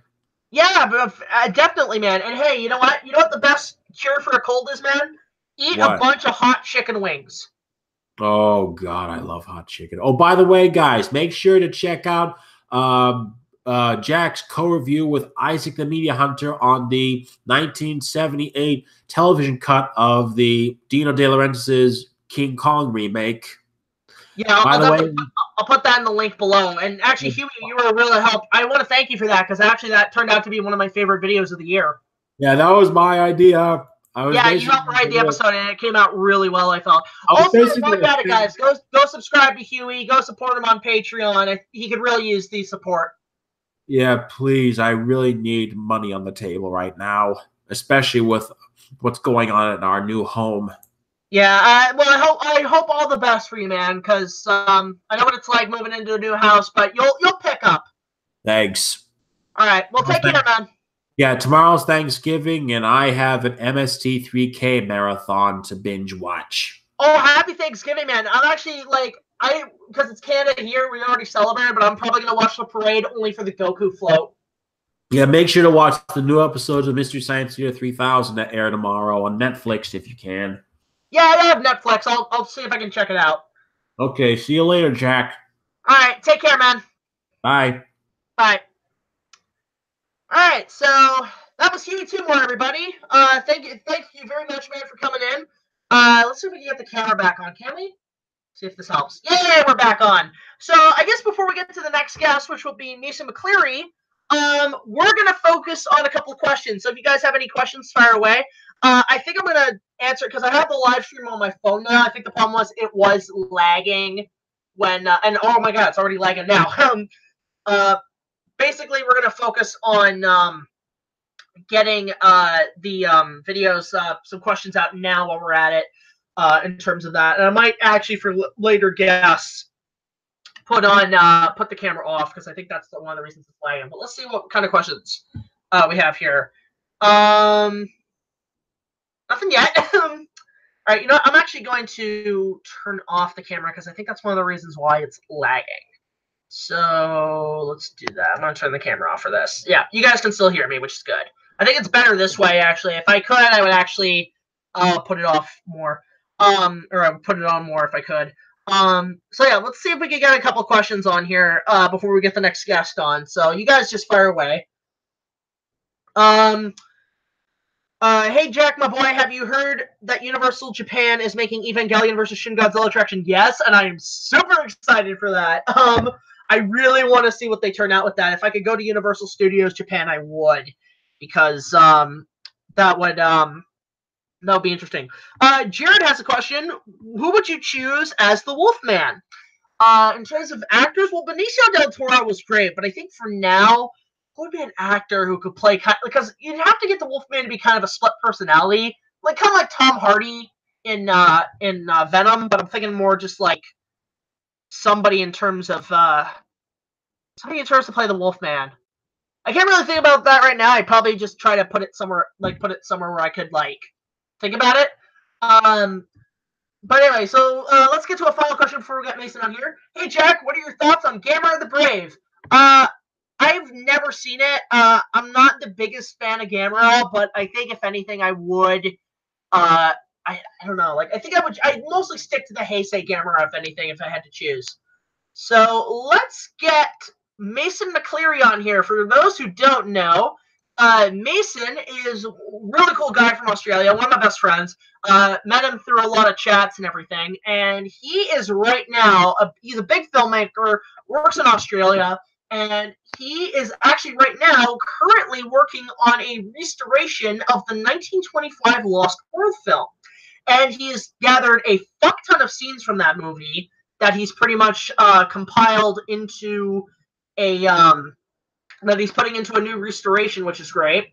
So we're gonna get him on here, and I guess we're gonna ask him some stuff about the restoration. So let me just send him a message via Twitter, or not Twitter, or Facebook. I'm gonna send you through Facebook, Mason. Let's see here. Avengers 4 reviews. I am planning to take a look at Infinity War next year, but that will be kind of a co-review with Ready Player One. Okay. While we're waiting to get some more questions. Who do you think would be a perfect actor to play Ebenezer Scrooge from Christopher Cole? None, because that movie is overdone to fucking death, and I'm so sick of it. I'm so sick of A Christmas Carol. Like, stop making them. It's overdone. All right, so there's. Let's hope we can get Mason on here. Let's get Comrade Mason as we put him on here. Thanks, Chaosonic 25. Thanks. We really hit the mark on 3,000 subscribers, which was great. Who would you choose at the Mummy? I would just get the old Mummy back from '99. Really, that's about it. I can't really think of anybody else. Wow, there's like a lot of questions here. Holy shit. Who would you choose as the Invisible Man? Honestly, Johnny Depp seemed good, but I'm not too sure. And our boy Mason is here. Comrade Mason, how are you, buddy? I'm good, thank you. How are you, Jack? Yeah, thanks, man. Yeah, we hit 3K. It's fantastic. But yeah, so welcome to the live stream. If you guys want to go check out Mason's YouTube channel, I'll put a link after this live stream down below. Definitely check out his work. He's a fantastic filmmaker. But yeah, we're just here. I guess we're gonna have you just come on and just we're gonna talk to you a few things. If you guys have any questions for Mason, let us know. But yeah, you're working on a restoration of the 1925 Lost World. Why don't you tell us about it? Yes, well, first off, thank you. There's not really too much on my channel yet if you guys go and check it out, but that's going to change soon.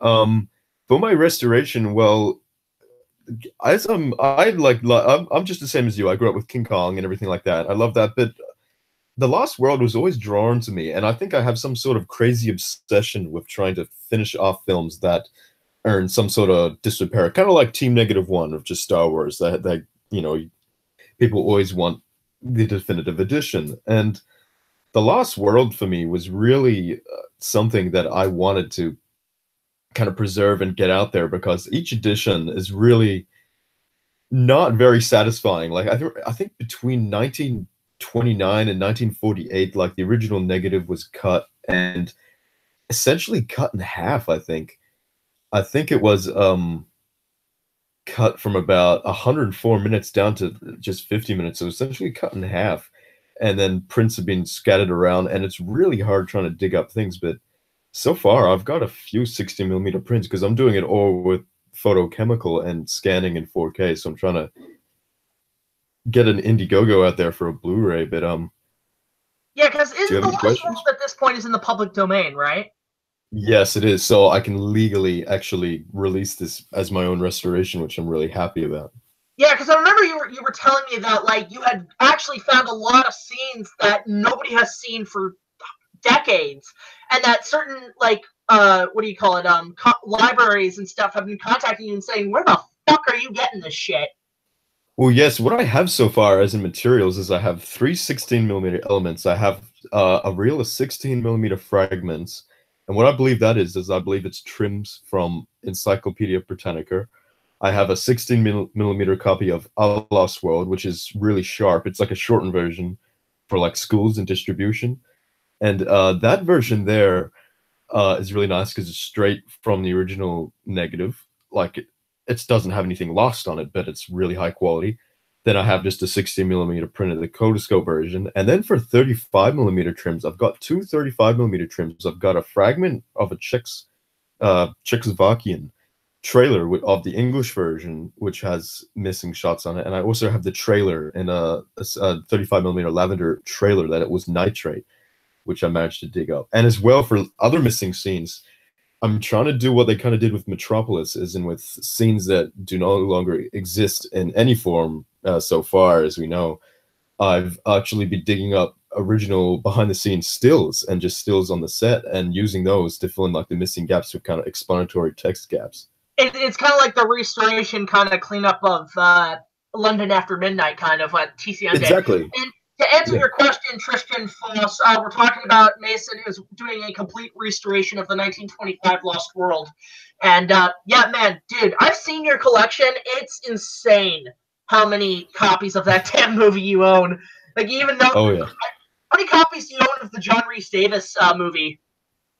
2. I have the original VHS tape from when I was a kid, and then I have just on DVD. It was released on DVD. I got the DVD recently. Yeah, and that's the one thing I love about the movie. It's just John Rhys Davis is like the perfect.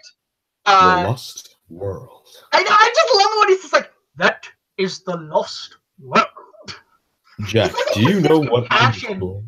And do you know what I'm working on right now, Jack? I am working on. Yeah, The Lost World. Yes, you are walking on the Lost World. You can do it And then better it's than funny me. because then when the distributors want a percentage, you say, and they're like, "Oh, it's our Lost World." You go, "Our Lost World, my Lost World, My Lost World. I'm acting." But it's funny too because like a story I want to point out to our viewers that actually that's funny is that I met John Rhys Davis at a Comic-Con one time. Yes, And yes, you told me. I had told him, you know, I'm a big fan of your work, love Lord of the Rings, but then I told him about the Lost World that he did, and he was actually cracking up because he told me, you're one of the only few people who know I was in that. And I was just telling him, you know, I remember watching it as a kid, and I remember getting it on VHS. I'm like, where are the dinosaurs? And he was laughing so hard because he just said, well, let me tell you something, laddie. They ran out of money. They ran out of money for that shit. And he was telling me that. I'm like, that actually makes sense. So apparently they had shot this whole movie, and then right when they got to the effects with the dinosaurs, they completely ran out of money. Now, I would love to see somebody go ahead and like actually get the money or whatever to do those effects and like splice it into the film. That would be that would be a cool idea. I'd also like to see that also with Jaws movies. Someone like take say like the original Jaws, even like Jaws 3D, and just redo all the shark effects just as a test to see what it would look like. Well, I think there was a couple of shots from Jaws that actually have finally reached the light of day. Some B-roll footage that never made the cutting room floor. That'd be great if somebody could like recut all the stuff into like an extended version. Which, by the way, I don't know if I sent you the link, but there was a 35mm print of Jaws on eBay a while ago. Yeah, so that I also saw. I think you've seen some of these. A website like a stock footage website actually found all the 35mm trims from Jaws 2 and released them. And it's just all this behind the scenes footage of just tests of the shark and even some outtakes of particular shots in the movie. And like they haven't been touched or anything, so they look great. And I thought it would be really cool if someone like it reinstated some of that shit into the film, because some of the shots they tossed out actually look quite good or even better than some of the one takes they used. Tristan's talking about some of the scenes from Jaws, like when Quint taught the kid how to play the clarinet. Can't remember that scene. Yeah, just that. And it's funny because I think that's going to be one of my cosplay things to do is to cosplay Quint at like Comic-Con. Just be like, it's like, this con was sweating a hole. $10,000 for you by myself. For that you get the hotel, the tickets, the whole damn thing. Don't worry, Chief. It won't be permanent. You want to see something permanent? Yeah, he fucking tells all the male con goers who want to like bang the cosplay. It's like, hey, Chief, don't forget your livers. Oh, fucking hilarious. But yeah, man, yeah, I'm really looking forward to see what you do with that Lost World restoration. It's looking fantastic. You're also doing a prequel. Yes, I'll explain that. So, basically, the work I've been jumping back and forth on, because the restoration does take like a fairly long amount of time, because like you never know when you're going to find another auction, because I buy off eBay, I buy off auctions, and just collectors. I contact archives, I contact private film collectors, and I just go through this shit daily.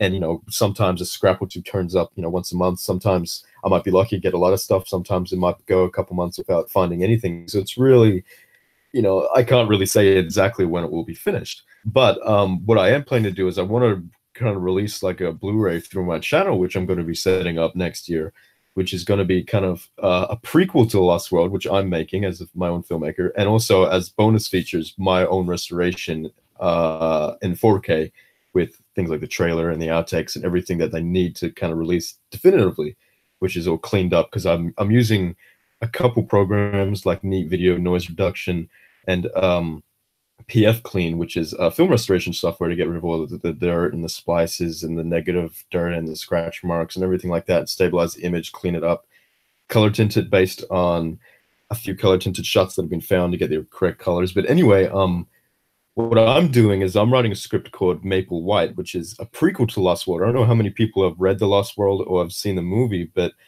there's a story mentioned just through exposition in the silent film that the Lost World was found before these guys by a guy from explorer from Michigan named Maple White with his daughter Paula White, who was his trained assistant, and they found the Lost World, but he was marooned up there. So the Lost World is almost kind of like a rescue mission to try rescue him. And I thought that would make like an excellent prequel. So I've actually written a script for that and been finding locations and actors, and I did find a real amazingly good lookalike to play Paula White, an actress, and I can't believe it. Like, literally, they look like twins.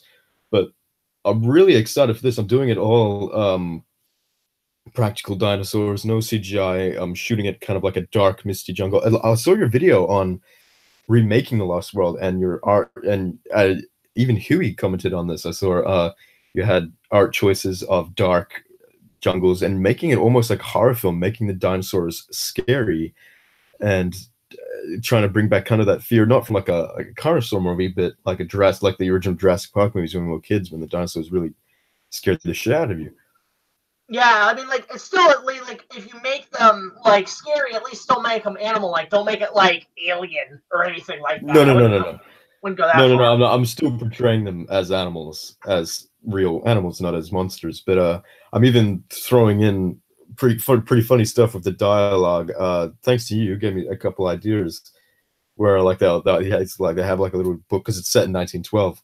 They have a little book, and they're like, oh, these don't look like big lizards at all. They look more like birds and things like that. Yeah, I'm really looking forward to seeing it. And actually, I think if anything, you should have it where you release the Lost World restoration as its thing, but then you have your short prequel film as a bonus feature. I think that would actually be more of a thing to do. Is be like a special bonus, this prequel film, that kind of tells everything in the back history. But yeah, I'm really looking forward to see what you have going there. I mean, like, you've done a lot of your effects and everything that you said. You've actually helped out with a couple of our productions. Really damn good, man. Like, they're better than anything I can do. Oh, thank you, man. It means a lot.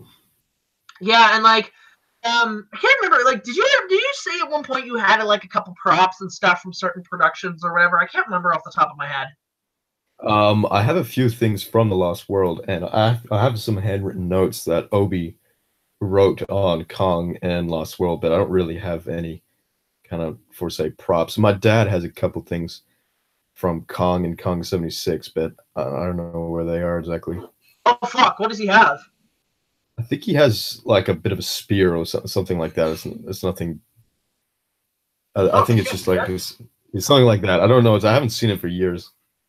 Well, actually, it's funny enough. I was just trying to remember. There was some. Did you see? I sent a link to you. Somebody on eBay is selling a 35mm print of King Kong Lives. Oh shit!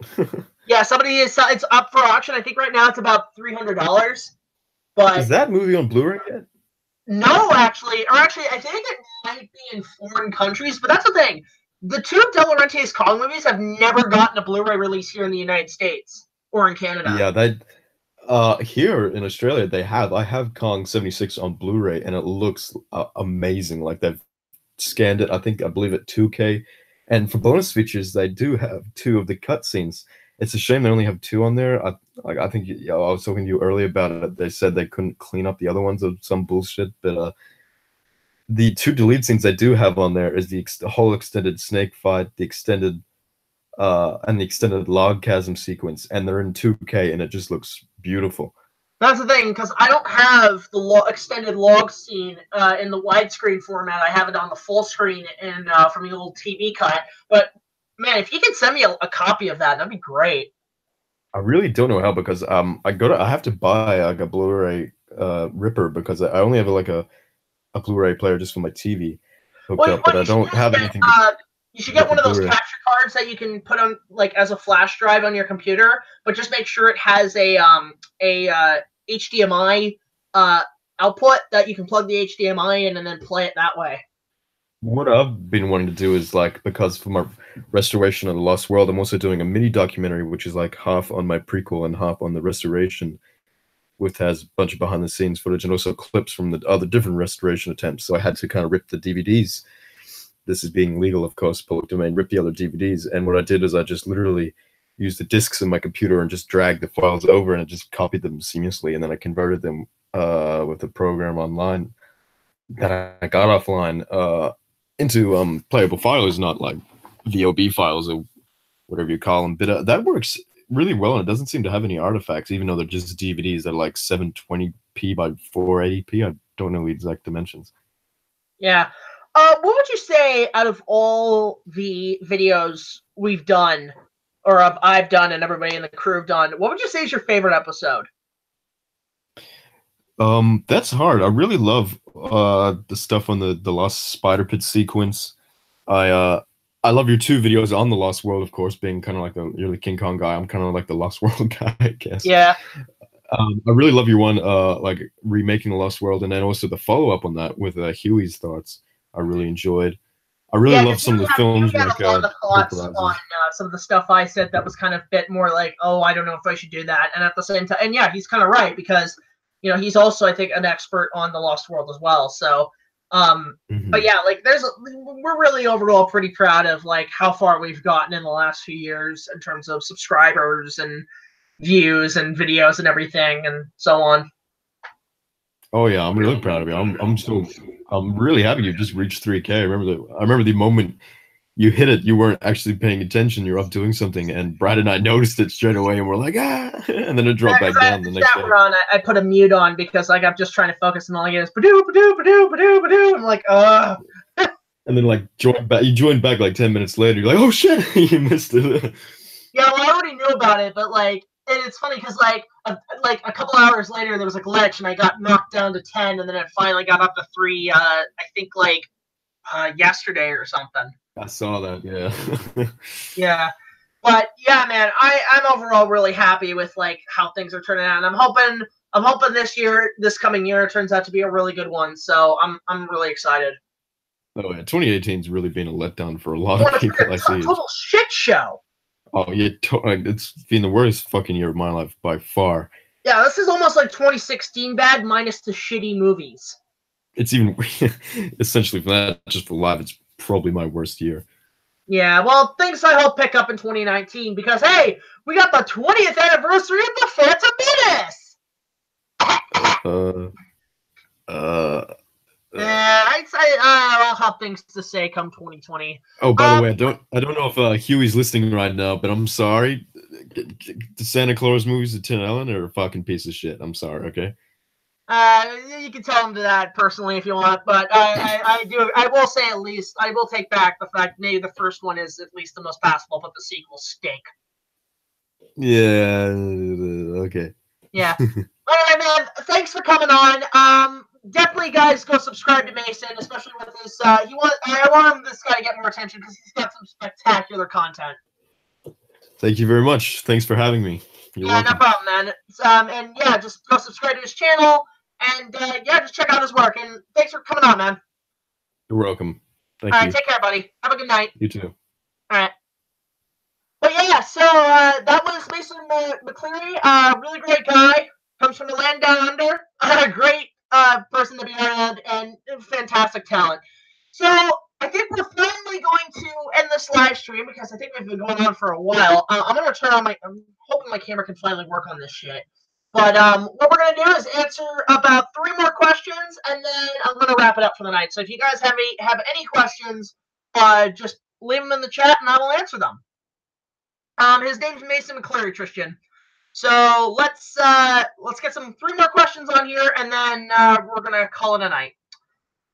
So I guess the first one is from JTIsReborn. Who would you cast as the creature from the Black Lagoon? Andy Serkis.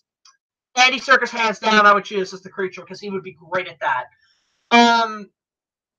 Let's see what other ones. What other questions do we have here? Oh, International Dinosaur has a question. What's going on with the Fallen Kingdom review? So we finally we've gotten the live segments pretty much done. I'm just waiting to basically start work on the narration part, which I'm probably going to work on tomorrow.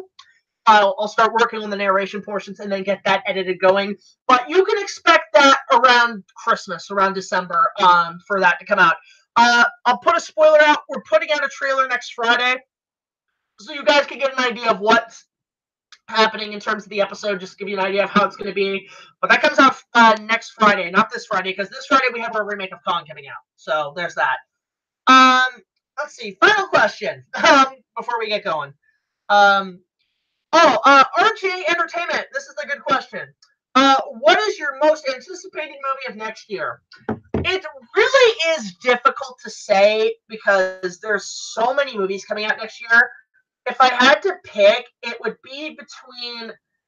I think it would probably be Episode 9 of Star Wars because I know The Last Jedi people have had mixed opinions, and that J.J. Abrams is coming back. I'm really hoping to God he's able to fix this shit because I know a lot of people left that movie thinking what kind of a mess it was in terms of The Last Jedi, but that's probably my most anticipated movie. But yeah, guys, thank you so much for coming to this live stream. This is probably one of our longest ones. I don't know how it's going to come out in terms of if it's going to be uploaded properly and everything. I'm going to turn off the camera here. But if anything, if this ends up becoming a one-shot show, I do appreciate you guys coming on. If you guys have any questions or anything afterwards, let us know in the comments. We'll answer them as soon as possible. If you guys want to mail us, we're always looking for fan mail. Send it to this address, and we'll also have it in the description. It's BigJackFilms, P.O. Box 326, Queensville, Ontario, L0G1R0. You can send us, fan mail, letters, questions, gifts, whatever you want there. I also, again, thank you guys so much for 3,000 subscribers on our channel. It's overall been a fantastic experience, and let's hope we can get to more, 5,000, 10,000. I want to try to get up there as much as we can. The best way you can do that is sharing our content out there on social media. It'd be wonderful. You can also check out our content as well as all of our other creator friends' contents on BigJackFilms.com. That's our official website. You can check out all our channel friends there and some of their content and help the website. But yeah, guys, again, thank you so much for 3,000 subscribers. It's been a wonderful experience getting up here in the last year. And look forward to tomorrow night for the premiere of the remaster of my remake of King Kong coming back to YouTube. And until the next video, guys, like, comment, subscribe. I'll see you guys later. I'm just going to turn on the camera one more time. Give it a minute. So, yeah, until the next video, guys, like, comment, subscribe. I'll see you guys later. Happy Thanksgiving to everybody in America. This is BigJackFilms signing off. Thank you for 3,000 subscribers. Have a good night.